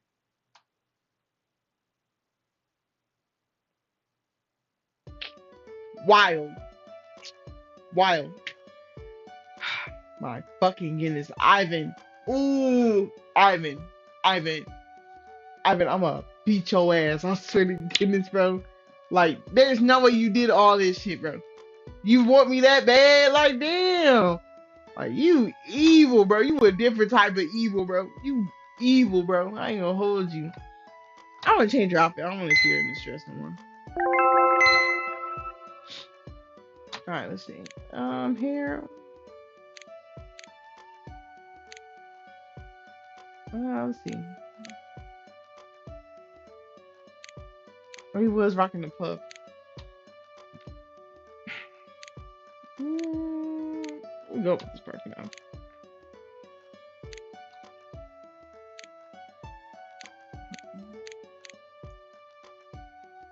Oh.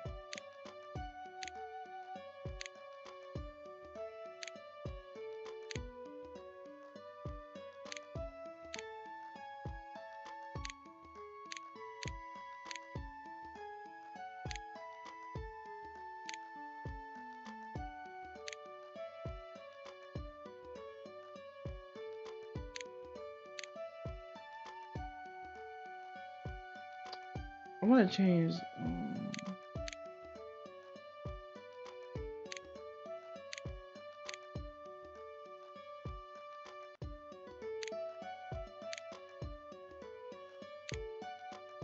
I don't know if. Oh, fuck it. There we go. Alright. Let's continue. There's some bullshit right here. That whole chapter was bullshit. Look at that shit. Burnt up to a motherfucking crisp. Ain't that about a bitch? Because I didn't want some play in my business. And I said, no. Bitch move. Out in front of the building that used to serve as my boutique before it was set aflame late last night, a crowd gathers. As it turns out, Sarah texted Nikki what happened, who texted some others of our old gang, who texted more members, and so forth. Not to be outdone, many members of the Capo have also come by after Jed and Gray spread the message about Ivan's attack. Within a few hours of the sun rising, dozens of people have arrived to show their support and share their condolences. I can't help but feel a little overwhelmed by all of the attention, especially before I've had time to process everything. This is crazy, I whispered to Gray. The building is practically still smoking, for Pete's sake. What can I say? People love you, Gray winks. More people have a more big curiosity about what burned down the building, what a burned down building looks like. I shoot back. Nah, it's mostly the love thing. Aggressive Ivan's aggressive territory takeover has hurt us all in some way or another. We like to be there for each other when we can. Speaking of which, trailing off, Ray clears his throat loudly until he's drawn the attention of the crowd. Once everyone has quieted down, he begins speaking in a loud, clear voice. Thanks everybody for coming. Thanks for coming, everyone. Academy and the Capo alike. As we all know by now, Ivan launched a brutal attack on a business owned by Butterfly Mac last night. Ray gestures to what remains of street trends behind us. This wasn't the first place Ivan targeted. I'm sure most of us recall the recent attack on the bar called Wasted, which used to be the Academy's territory. Many Academy gamers in the crowd nod their heads along with a few of the Capos. Riverside's territory expansion has been brutal on both of our gangs, but for so long we've never thought to work together to fight against them. Gray now looks over at me, a proud smile on his face. Butterfly Mac changed that. When she asked for all of us to band together and help her in her business when Ivan put the shop at risk a few weeks ago, and it was an amazing success. I'm sure many of us have fond memories of Street Trends. Gray continues. Few more nod and smile from the crowd from members of both gangs, which is why what happened here last night is such a tragedy. It was the first time we came together, and now it'll have to be the second. Gray speaks more passionately now, seeking to psych up his audience. Let's help Butterfly Mac here today, and then tonight we'll all go after the Riversiders. Ooh, and end this once for all. No more attacks, no more victims. Oh, shit, nigga. It's a full-on war in this bitch, nigga. Oh, shit. The Capos readily begin to cheer and pump their fists in the air. Also moved by Gray's speech, the Academy members soon follow suit. I beam at Gray, proud to be with such a kind-hearted and charismatic individual. I move to stand close to him, placing my hand on his shoulder. Thank you, Gray, I whisper. That sure was something. Glad that you enjoyed the show, he winks. Now let's see if it's safe to go inside and start cleaning them. By now the building has cooled enough to enter. Before they left, the fire department did inform us that the damage to the structure of the building wasn't too severe. We should be able to enter and move about freely, though we had to proceed with caution. Dang. Seeing the smoldering remains of my story makes my breath catch in my throat. Piles of ashes of where clothes used to be are scattered throughout the blackened floor.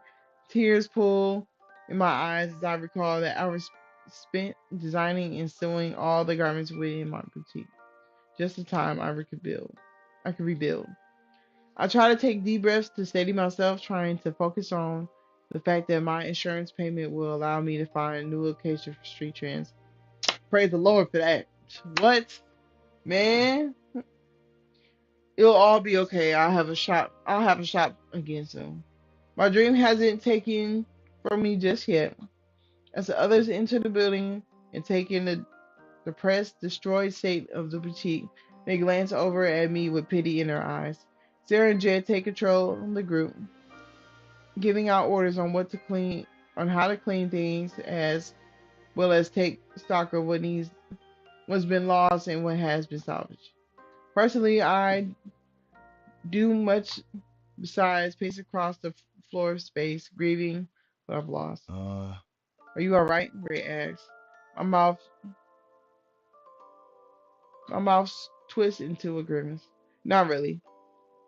If I'm being honest, seeing the effects of the fire close up is a lot to take in. He comes to stand beside me, by where the cash register used to be. It's now just a lump. It's a lump of metal resting on the uh, ground. Damn, money. Oh, you look funny at the register. Tell me what's on your mind, Grace says gently. I don't want Ivan to get away with this. I'm so glad you and I escaped safely. Mm, let's be kind. Let's not think about revenge so much right now. He already stated, you know what I'm saying?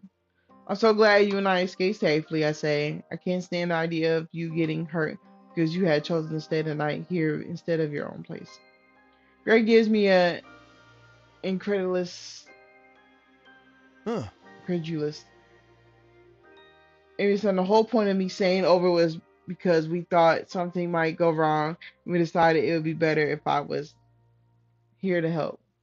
I know it, but still, it's a relief that no harm came to us. Yeah, thank God.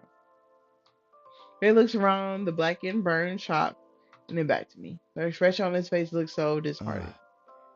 Maybe no physical harm, but I know how much this place meant to you. And mark my words, I will ensure this never happens again. I will make things right. Before our conversation can continue, someone else approaches us. Nikki. Hmm. Oh, and we assign. Sarah interrupts. A few of us were talking. We want to put a fundraiser together. Yeah, get that extra money. Yeah, go ahead. Fundraiser to help you rebuild. That's sweet.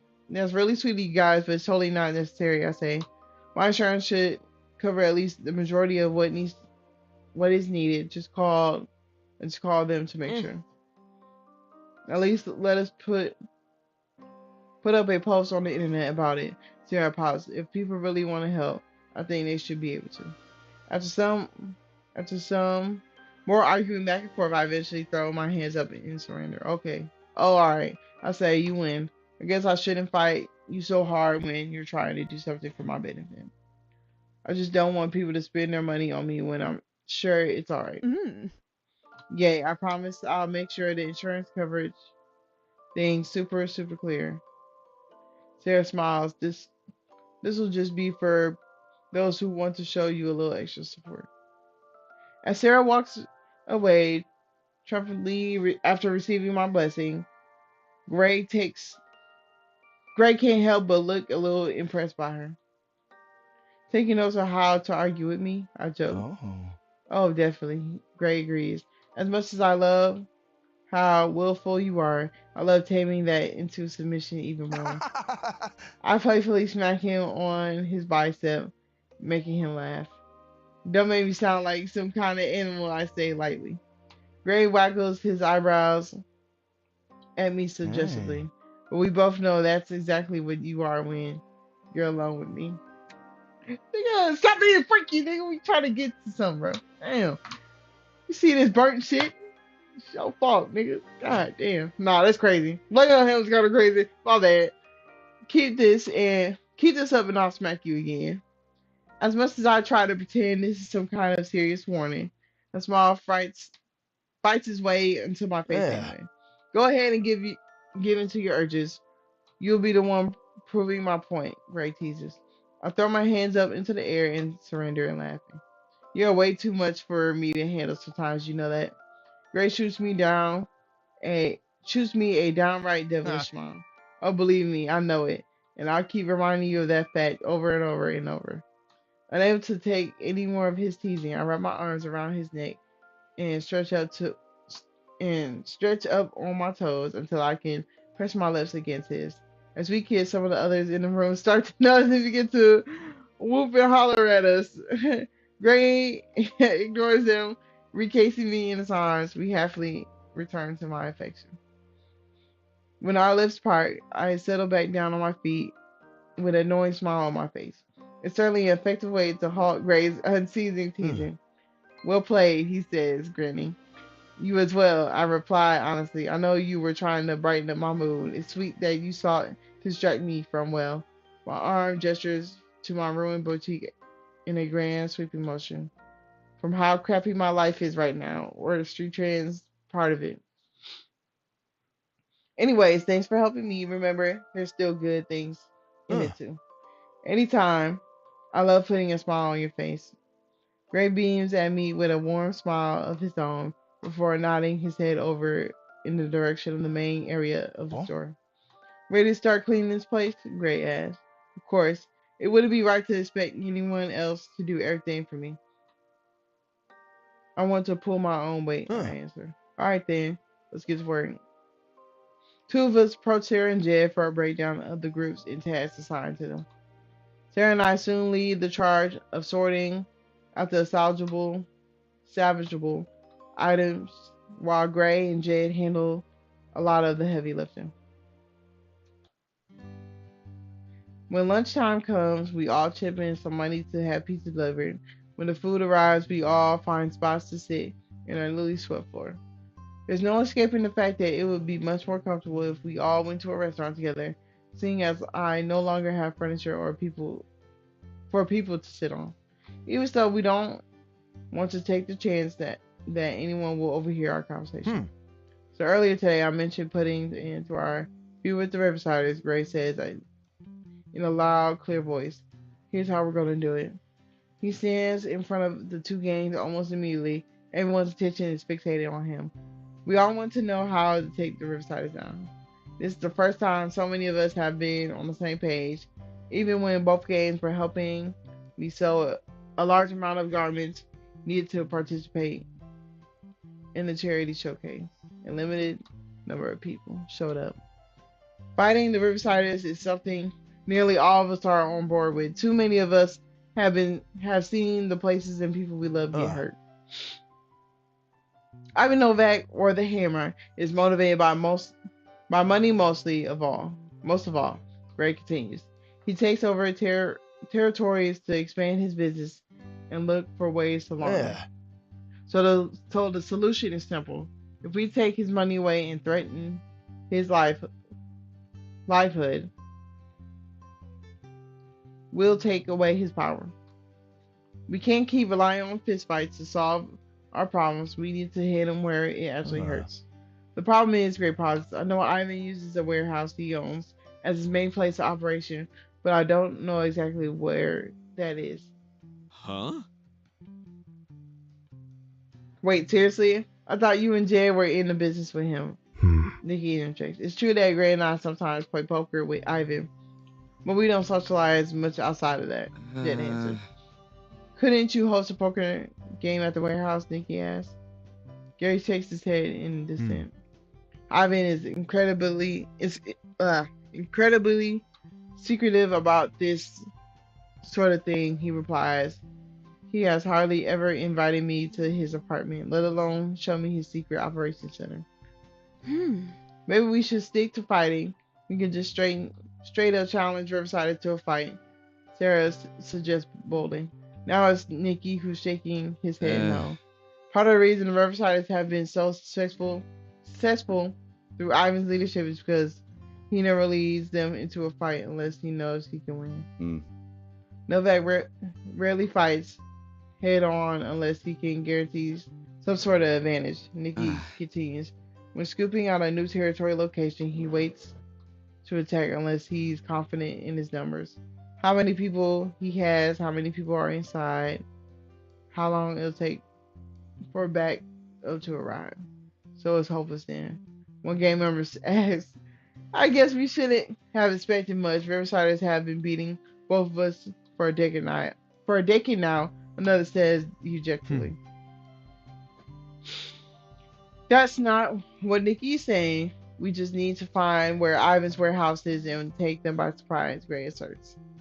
When they lay the problem out so clearly, the answer seems clear to me. So let's scout it out. We'll have a bunch of us go and follow however many Riversiders we can. One of them is bound to lead us back to the warehouse, and then whoever finds it will text the rest of us, I Hmm. suggest. That should work. We'll take volunteers to scout and decide on a central location for the rest of us to be on standby. There's a noticeable shift in the air as two gangs join together to forge together a plan, an electric energy that's boosting our collective mood. Everyone is excited for this tonight. Everything changes. If all goes smoothly, there won't be a need for gangs, leaders, and fights anymore. With Riverside defeated, the remaining Academy gang and the Coppers will agree to coexist peacefully. This will be a final appearance of Butterfly Mac in the Phantom. There will be no more pressure from anyone for me to come out of my desperate retirement. No more guilt about not stepping in sooner to assist my former friends. I can't wait. Okay. Are we doing this tonight? Well, by the time by the time the evening comes, the plan is fully in motion. Most of us are here at the park where Gray and I first bumped into each other all those years ago, ready to leave at moment's notice. The rest of us are out searching for Ivan's warehouse and tracking the Riversiders, dressed in dark hoodies to avoid drawing attention. While we waited for news, Gray and I walked side by side through the park's green grass. Huh. Can you believe it's been 10 years since we met? He's Hmm. asked. I remember our first meeting so clearly. You were beautiful, feisty, interesting. Gray trails off, appearing to be in deep thought as he Hmm. reminisces. What was your impression of me back then? I mostly remember you as the guy who stole my phone. I say teasingly. Gray stops. His memorizing gray eyes, mesmerizing. Gray eyes meet mine, and I can see my answer didn't Hmm. satisfy him. No, seriously, what did you think of me? Honestly, I asked uneasily. He, I, yeah. He nods his head, seeming genuine curious, genuinely curious about what I answer. I don't think he'll like what I have to say.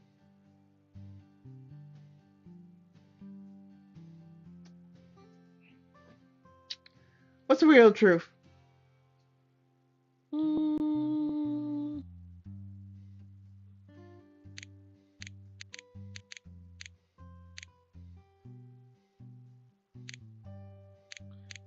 not afraid. I glance over at Gray nervously, just in time to see his face Eh? fall. Why?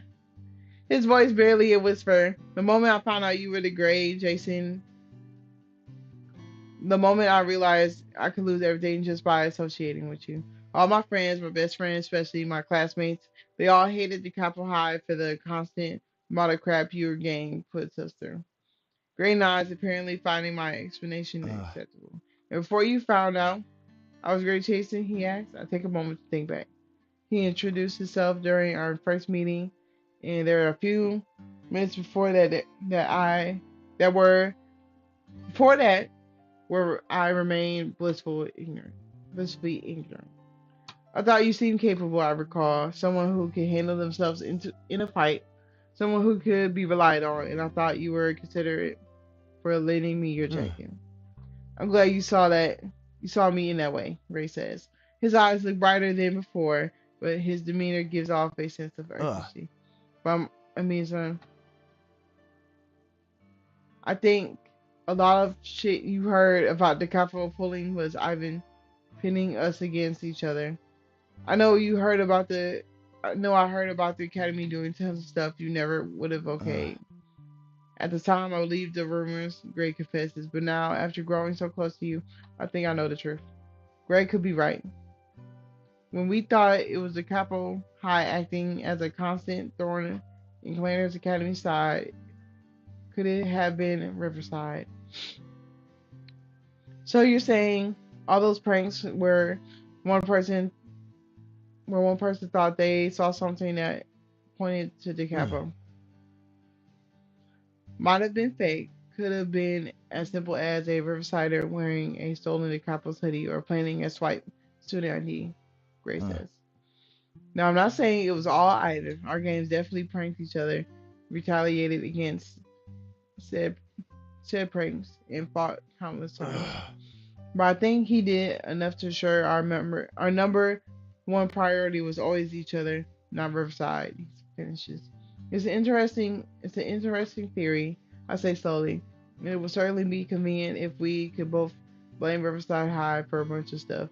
Let's test it out, I suggest. Was it the capo who called the police on a former Academy gang leader? Says there was drugs in his basement. Ray shakes his Hmm. head. As far as I'm aware, where no. Was it the Academy who slashed the tires of the capo buses the day of our school field trip? No, I explained. That's terrible. Before we could continue, both of our phones go off at the same time and vibrate in our pockets. We pull them out and check the message, knowing what to expect. Someone has found the location of the warehouse. It's time to go. Oh shit! It's game time. A few Riversiders standing around right outside the building. When they look over to find nearly nearly the entirety of the academy and the Copper gang descending on them at once, they immediately call for help and assume fighting stance. E- Even as a dozen more Riversiders emerge from the warehouse to help, this can still scarcely be labeled a fight. Given the larger population of the Capital High and our side, our numbers are enemies 3-1. Despite our overwhelming numbers advantage, Riverside is Riverside isn't going to give up so easily. I find my way through the crowd alongside Jed and Gray and Sarah. Four of us focus on dodging attacks, wanting to enter the heart of the operation and find where Ivan stores his cash. Oh, that's the only way this feud would ever end. Let's get that money on. Once inside, the four of us immediately start searching the place. Time is likely to not be on our side tonight, even if Ivan Crew has orders not to call the police. Any regular civilian would could pass through this area at any moment. We have to move fast. The most of the Riversiders having run outside to defend our base, we were able to move quickly. Our group split up in order to comb through the first floor more quickly. Hmm. Nothing over here, Jay calls out from the northeast. Anyone else having any luck? Sarah Hmm. asks. None, Ray replies. I'm going to start searching upstairs, I shout. As I race up the middle stairs, I immediately find myself head to head against a dark haired woman with a long, slender scar across her collarbone. She doesn't look happy to see me. She sweeps her leg thigh in the air, aiming for a kick to the head. I easily dodge, dashing in close to catch her off balance. Yeah, fuck that bitch ass. I hit it twice, once in the throat and once in the gut. My opponent falls backwards, gasping for air and clutching at her stomach. Behind her lies a red door. I yank the door open, eager to see what the girl was guarding. What I find nearly knocks the wind out of me. Plastic bags and crates everywhere. I don't need to be a genius to realize what the white substance inside of those bags means. I summon back downstairs, seriously shaken by what I saw. Three of my friends are there to greet me as I return to the first floor. We got evidence on this nigga. This nigga got cocaine in the back. Take pictures, call the police. We done. What? Drugs. I managed to choke out. There's so much of this white powdery stuff, cocaine, I'm guessing. Guys, there's bags of it. Though I can't see my face, I'm sure I must be pale as a ghost. Carrying around a fraction of what Ivan has stocked upstairs would get someone a hefty prison sentence if caught. Holy crap, Sarah exclaims. Seriously? Gray shakes his head in disbelief, cursing at Huh. himself. He sometimes brings his own drugs at the table, but I never imagine he'd be an actual distributor. of illegal drug trade. Judging the amount, we're likely to be dealing with one of the biggest drug dealers in Clanner. Ooh. No wonder he needs more places to launder his money. Guys, what do we do about it? Do we call the cops? We came here to destroy Ivan's money, so that is true. Call the cops. Heavy footsteps dart from behind a large pile of boxes. I feel the hairs on my back, my arms stand up as Jen and Sarah's eyes go wide. Someone is right behind me. No. Aw, shoot. Grace hands out. Great hand shoots out, grabbing my wrist and yanking me towards him. Oh, she had that. What she had? Oh! Oh, shit, that was Ivan. Oh, shit. He said, I got you, girl. Don't worry about me. Oh, I gotta get a screenshot. Hold on. Before I click any button. Hold on.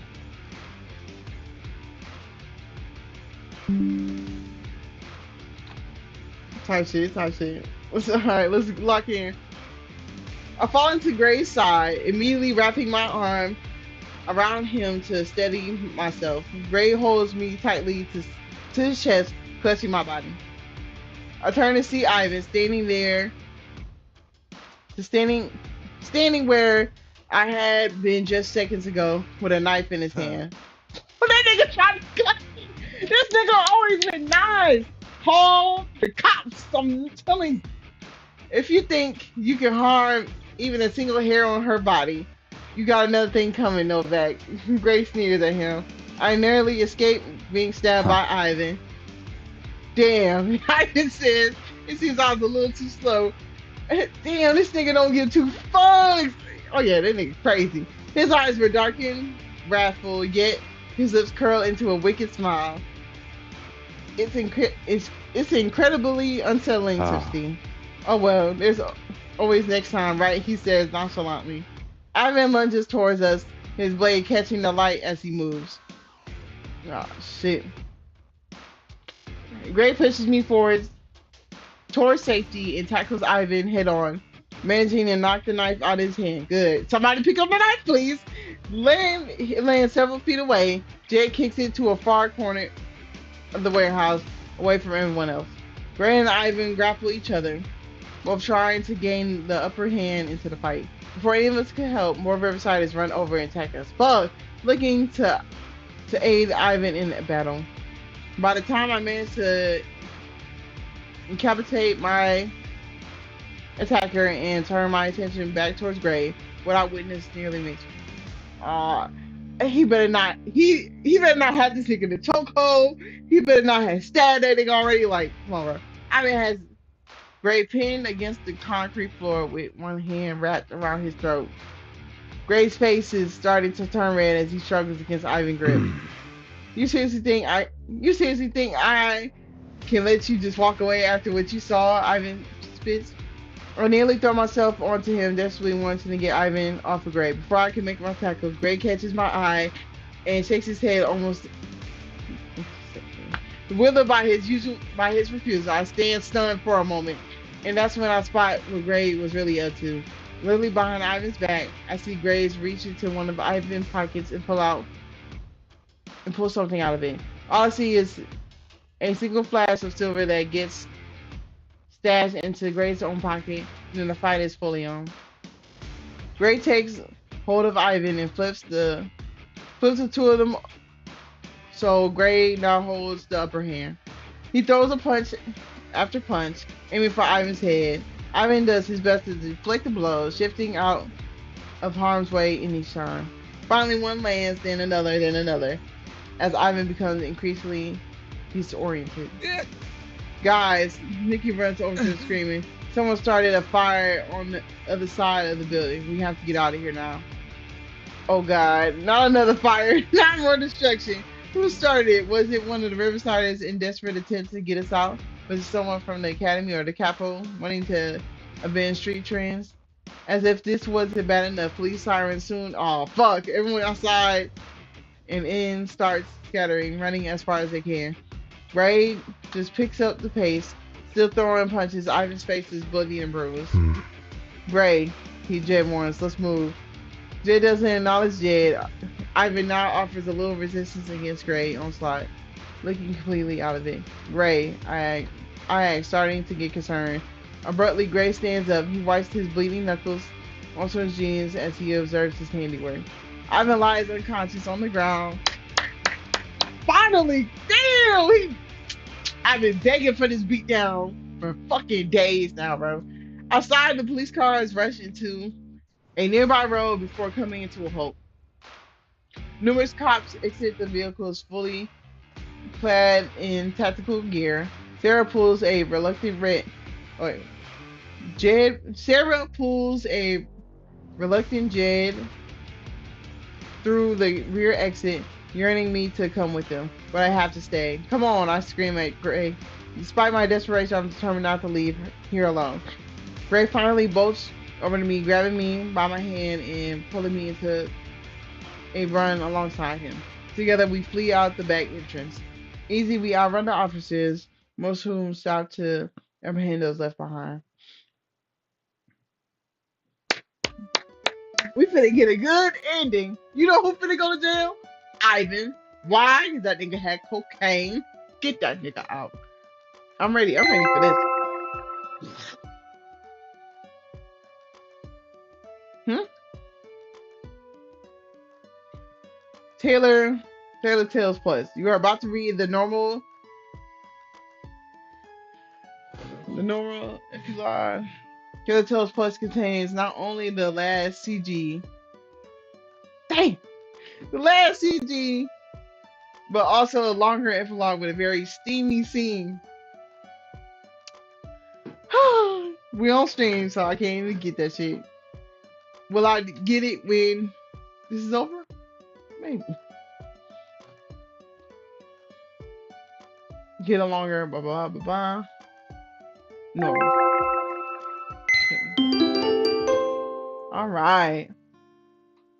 With Grace's hand collapsed around mine, the two of us stroll down the city sidewalk until we come across a for sale sign. Oh? Is this it? Gray asks. He looks up at the aged brick exterior of the building nearest to the signage. It looks pretty nice from the outside at least. I gaze at the charming city store for the sale, with its large glass windows and a cute striped awning. I can imagine the street trends logo over the shop front. Yeah, I think so too. Much nicer than how my last location originally looked, I replied. Let's hope the inside is just as nice. Well, I'm sure you'll be able to fix it up if this isn't to your standards, Grace says. You did an amazing job last time. You can do it again. I couldn't believe I couldn't believe how different the building looked, Gray muses. I thought there was no way I was going to convince the new owner to keep renting me their basement. A slight grin sneaks into Gray's lips. He glances over at me, his head cocked slightly to one side. Lucky for me, the new shop owner happened to fall for my charms. That wasn't it at all, I protest. Oh yeah? Gray cocks an eyebrow. Why did you let me stay then?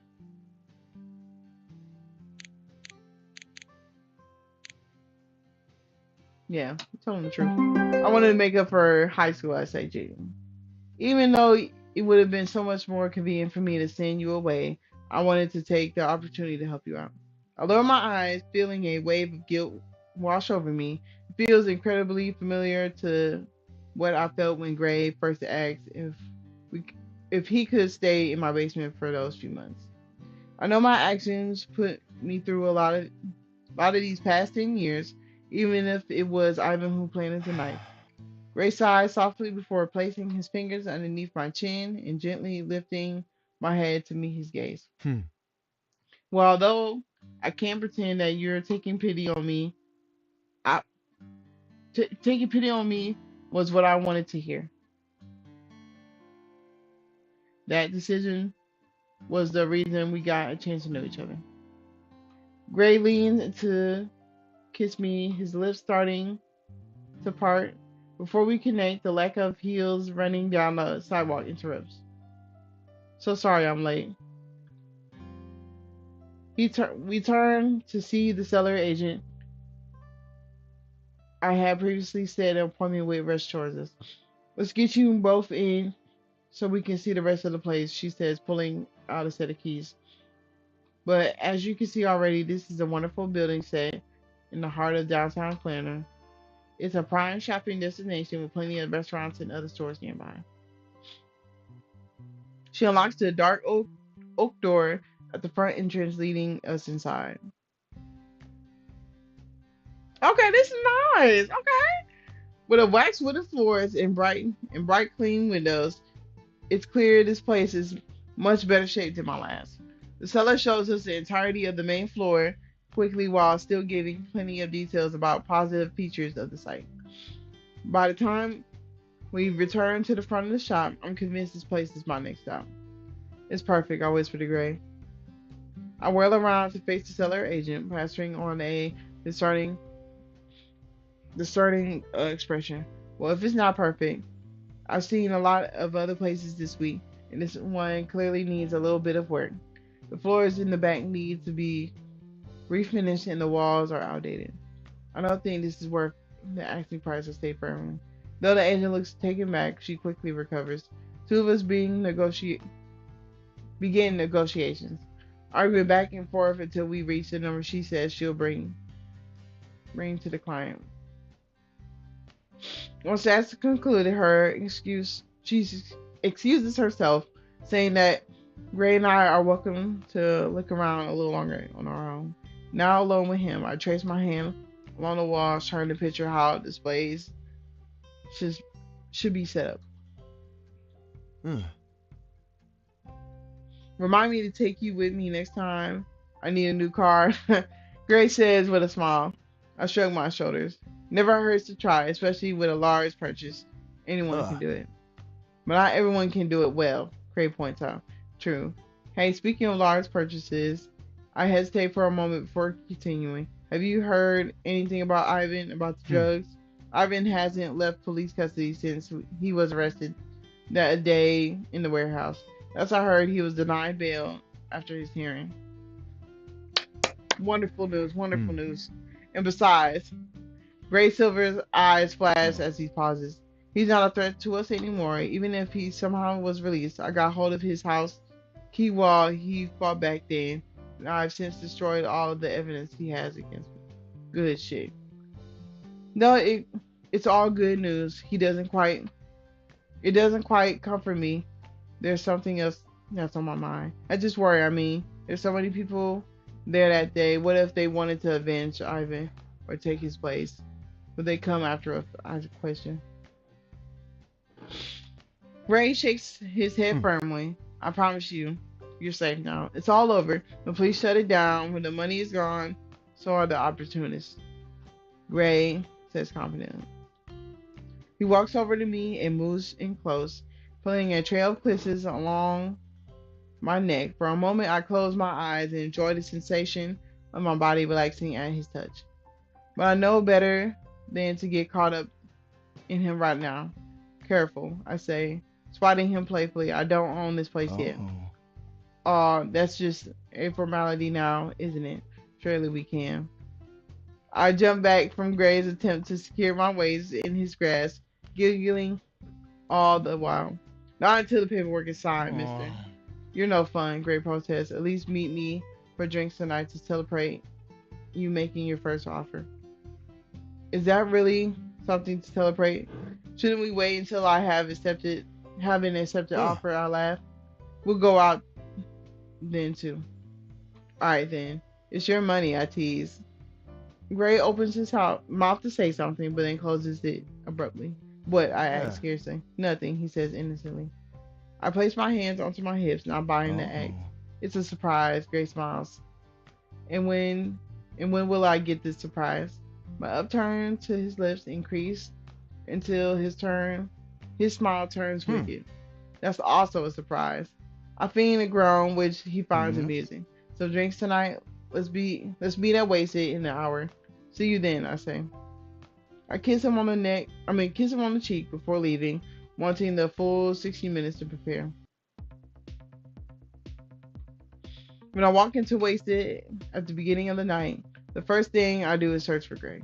To my other bewilderment, I find him working behind the bar, dressed cleanly and pouring liquid into a shaker with confidence. I walk over to him in a daze, studying his movements closely. I cautiously approach the bar but stop a few feet away. Gray, I ask nervously.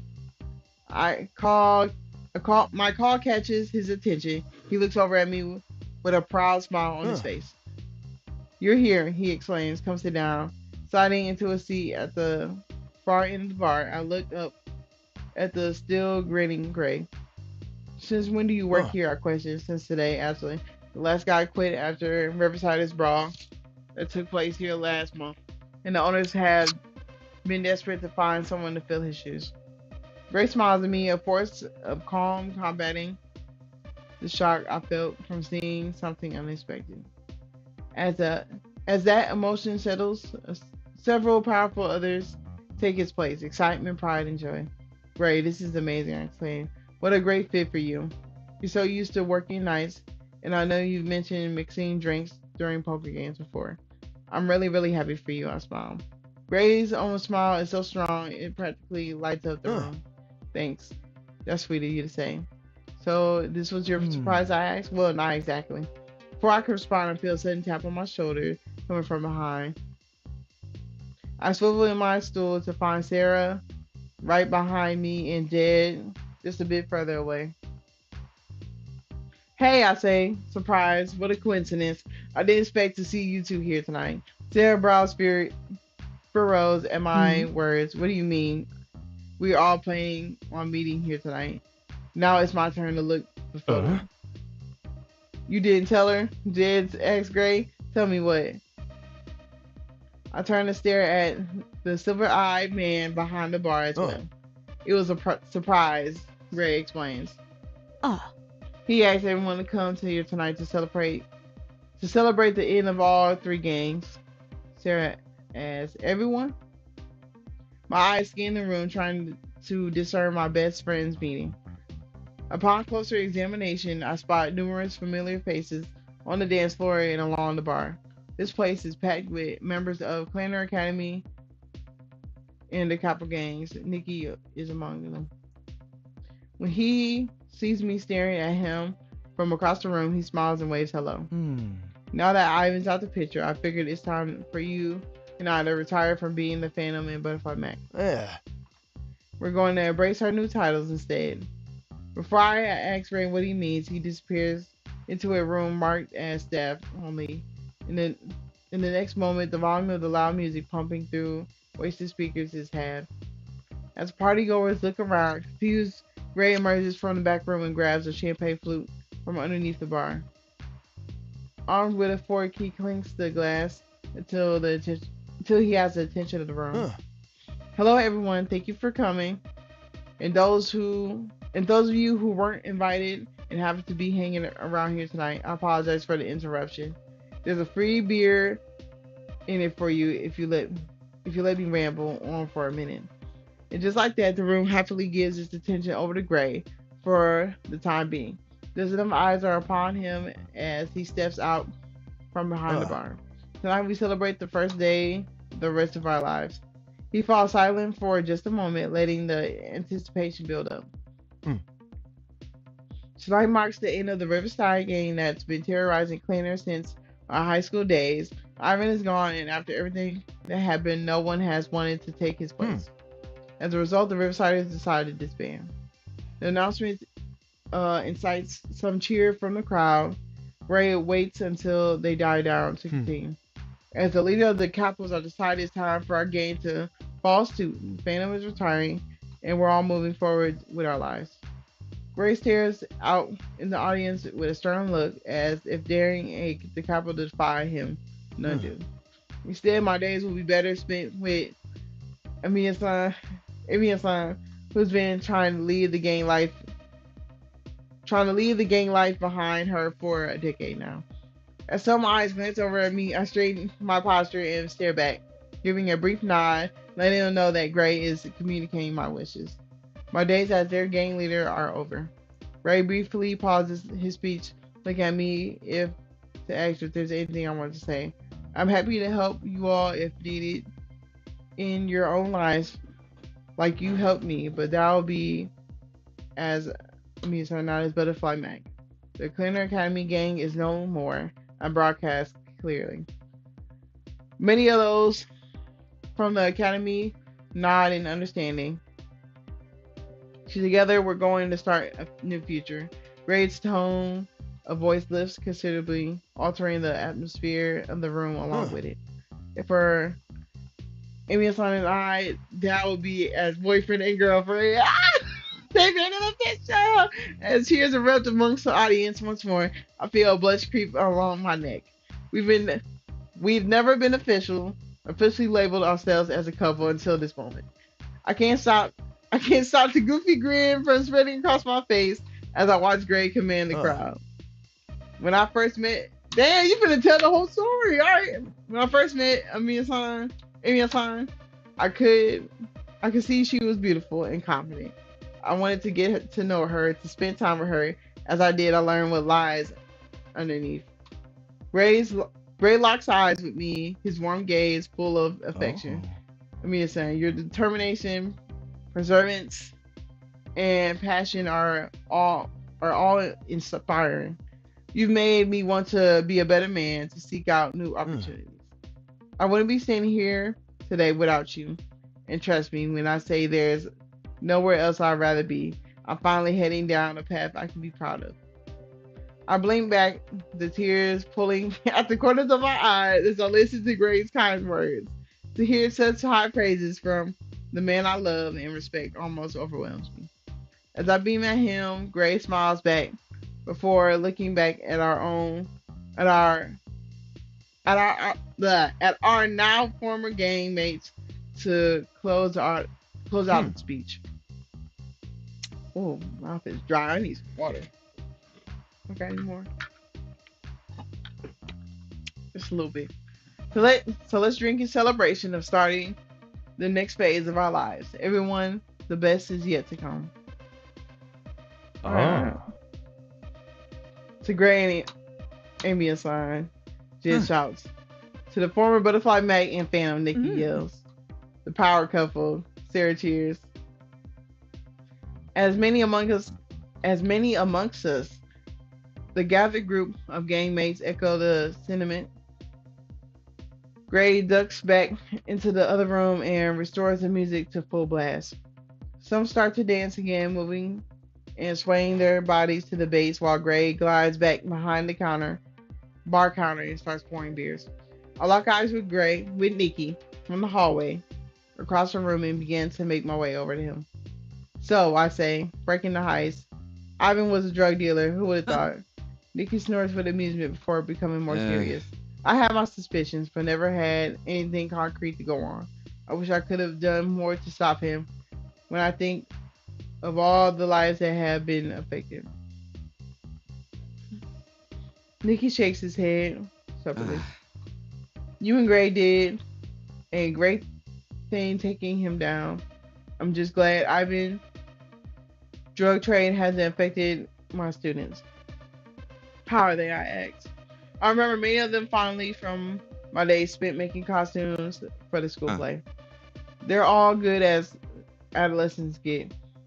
Life is never perfect, but most of them have the appropriate ups and downs for their Huh. age. And that's a good thing. We shouldn't want them dealing with the same stuff that us old people had to handle, Nikki says with a laugh.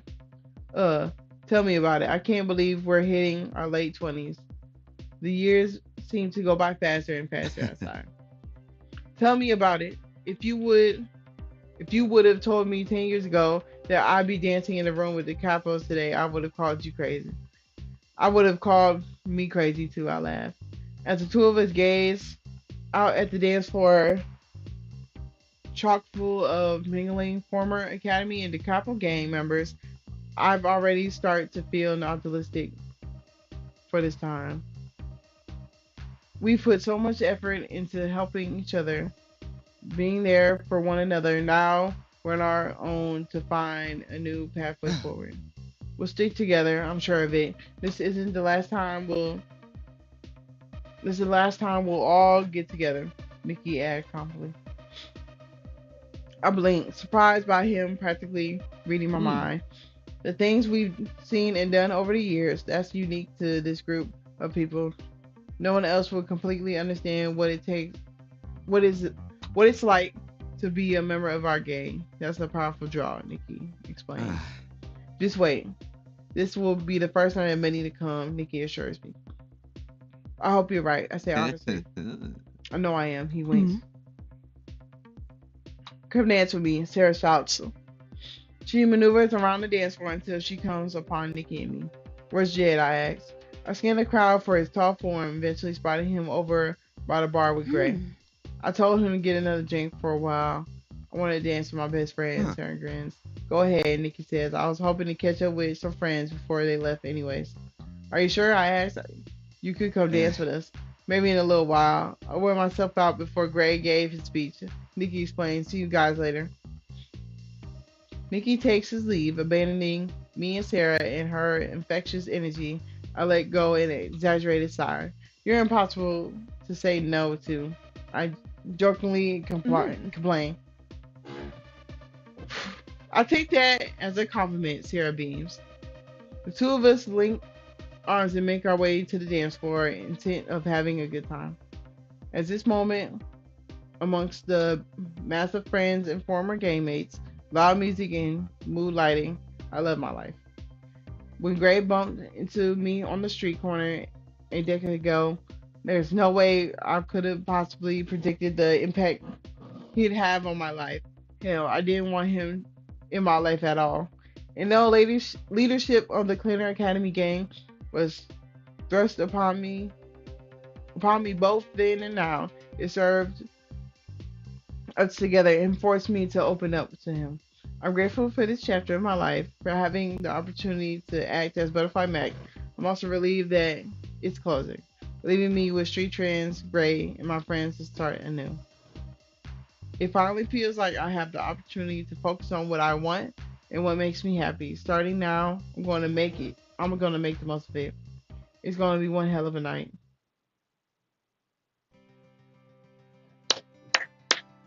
Good shit, good shit, good shit. Yeah, hold on. Let me get a screenshot.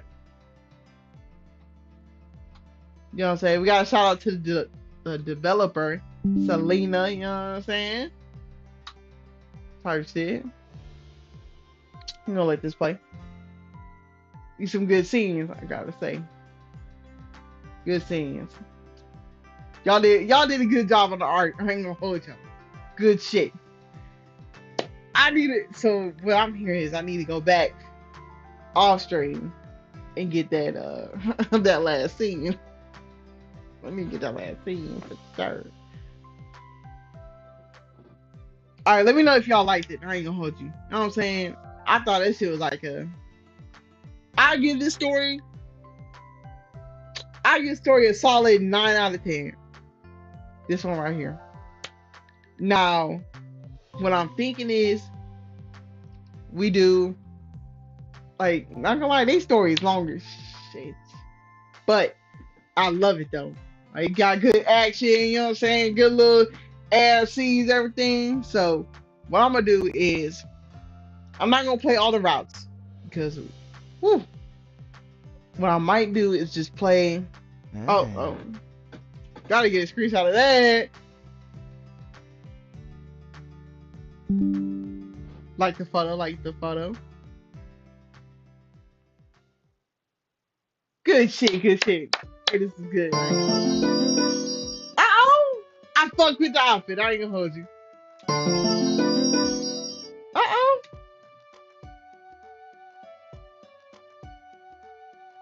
sorry. You have completed the route? Do you want to rate this story and fill out a few questions? Why not? Why not? Come on. Oh, like go on the website. All right, fuck it. Thank you, please. Great route. Great route is the first route not written by me. Oh, okay. Had a party halfway through. So Gwen took over. There are some kinks to work out due to the original. Even the fix. I loved it. Right? How do you rate the romance in Grave Route? Very romantic. It got, you know what's crazy? If she left out halfway through, it got romantic soon as she left. So, romantic. How would you rate the MCs? Rate the MC in Graves Route? I'll give her a 4, not a full 5. She kept fucking a little bit, but we give her. Which inning did you get? Innocent or passionate? Oh, passionate. Yeah. Which version did you play? Is she? Favorite CGs? Ooh. This one was fire. And the bed was cool, but this one was fire. This one was good.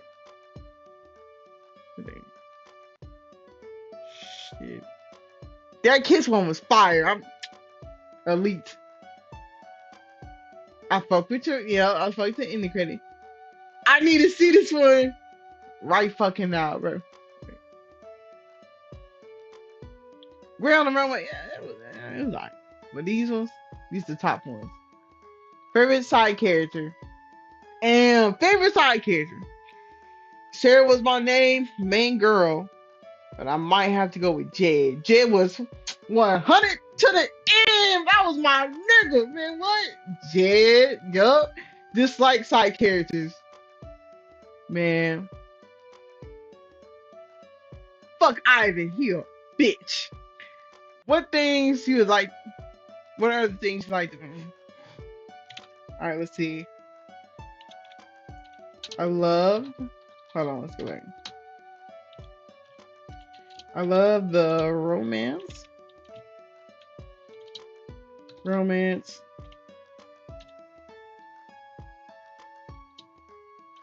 And action that came with. That was too much spacage. The story. Good shit. What are some things you disliked about Gray's Route?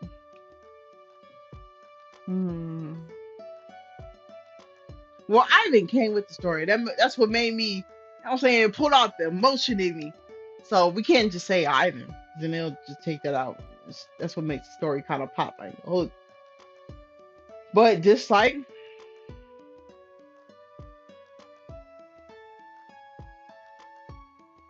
I was cool with it. I'll tell him nothing. Anything else you wish to comment? Not gonna lie.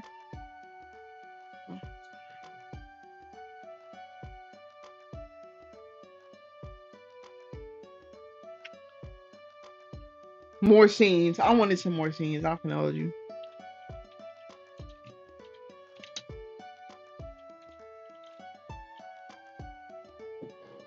All right, all right.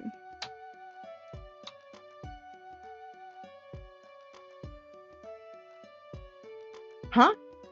You have completed one ending. If you unlock the other ending, you have to start from chapter 25 again.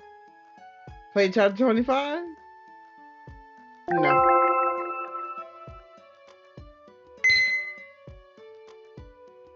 All right. All right, let's see how long we've been doing this. Oh, 2 niggas finna be 3. We didn't do that bad. 2 hours. Then we got that shit done in 2 hours. Hey, I'm cool with that. All right, y'all. So what's gonna happen is I told y'all I'm doing it all night. So what I'm gonna do, since this is the end of Gray's Route, which we absolutely loved, we ate that shit up. I'm gonna end this here, and then I'm gonna start a new one. Oh, I gotta record that one. Yeah, I gotta record that one. Or should I? Fuck. I don't know. Maybe I will record that one. So what's gonna happen is I'm gonna end this stream. I'm gonna record the first episode. Why the fuck did it pause? I'm gonna record the first episode of the other dude I'm gonna pick, and then after that I'll stream the rest of it if it doesn't take that long.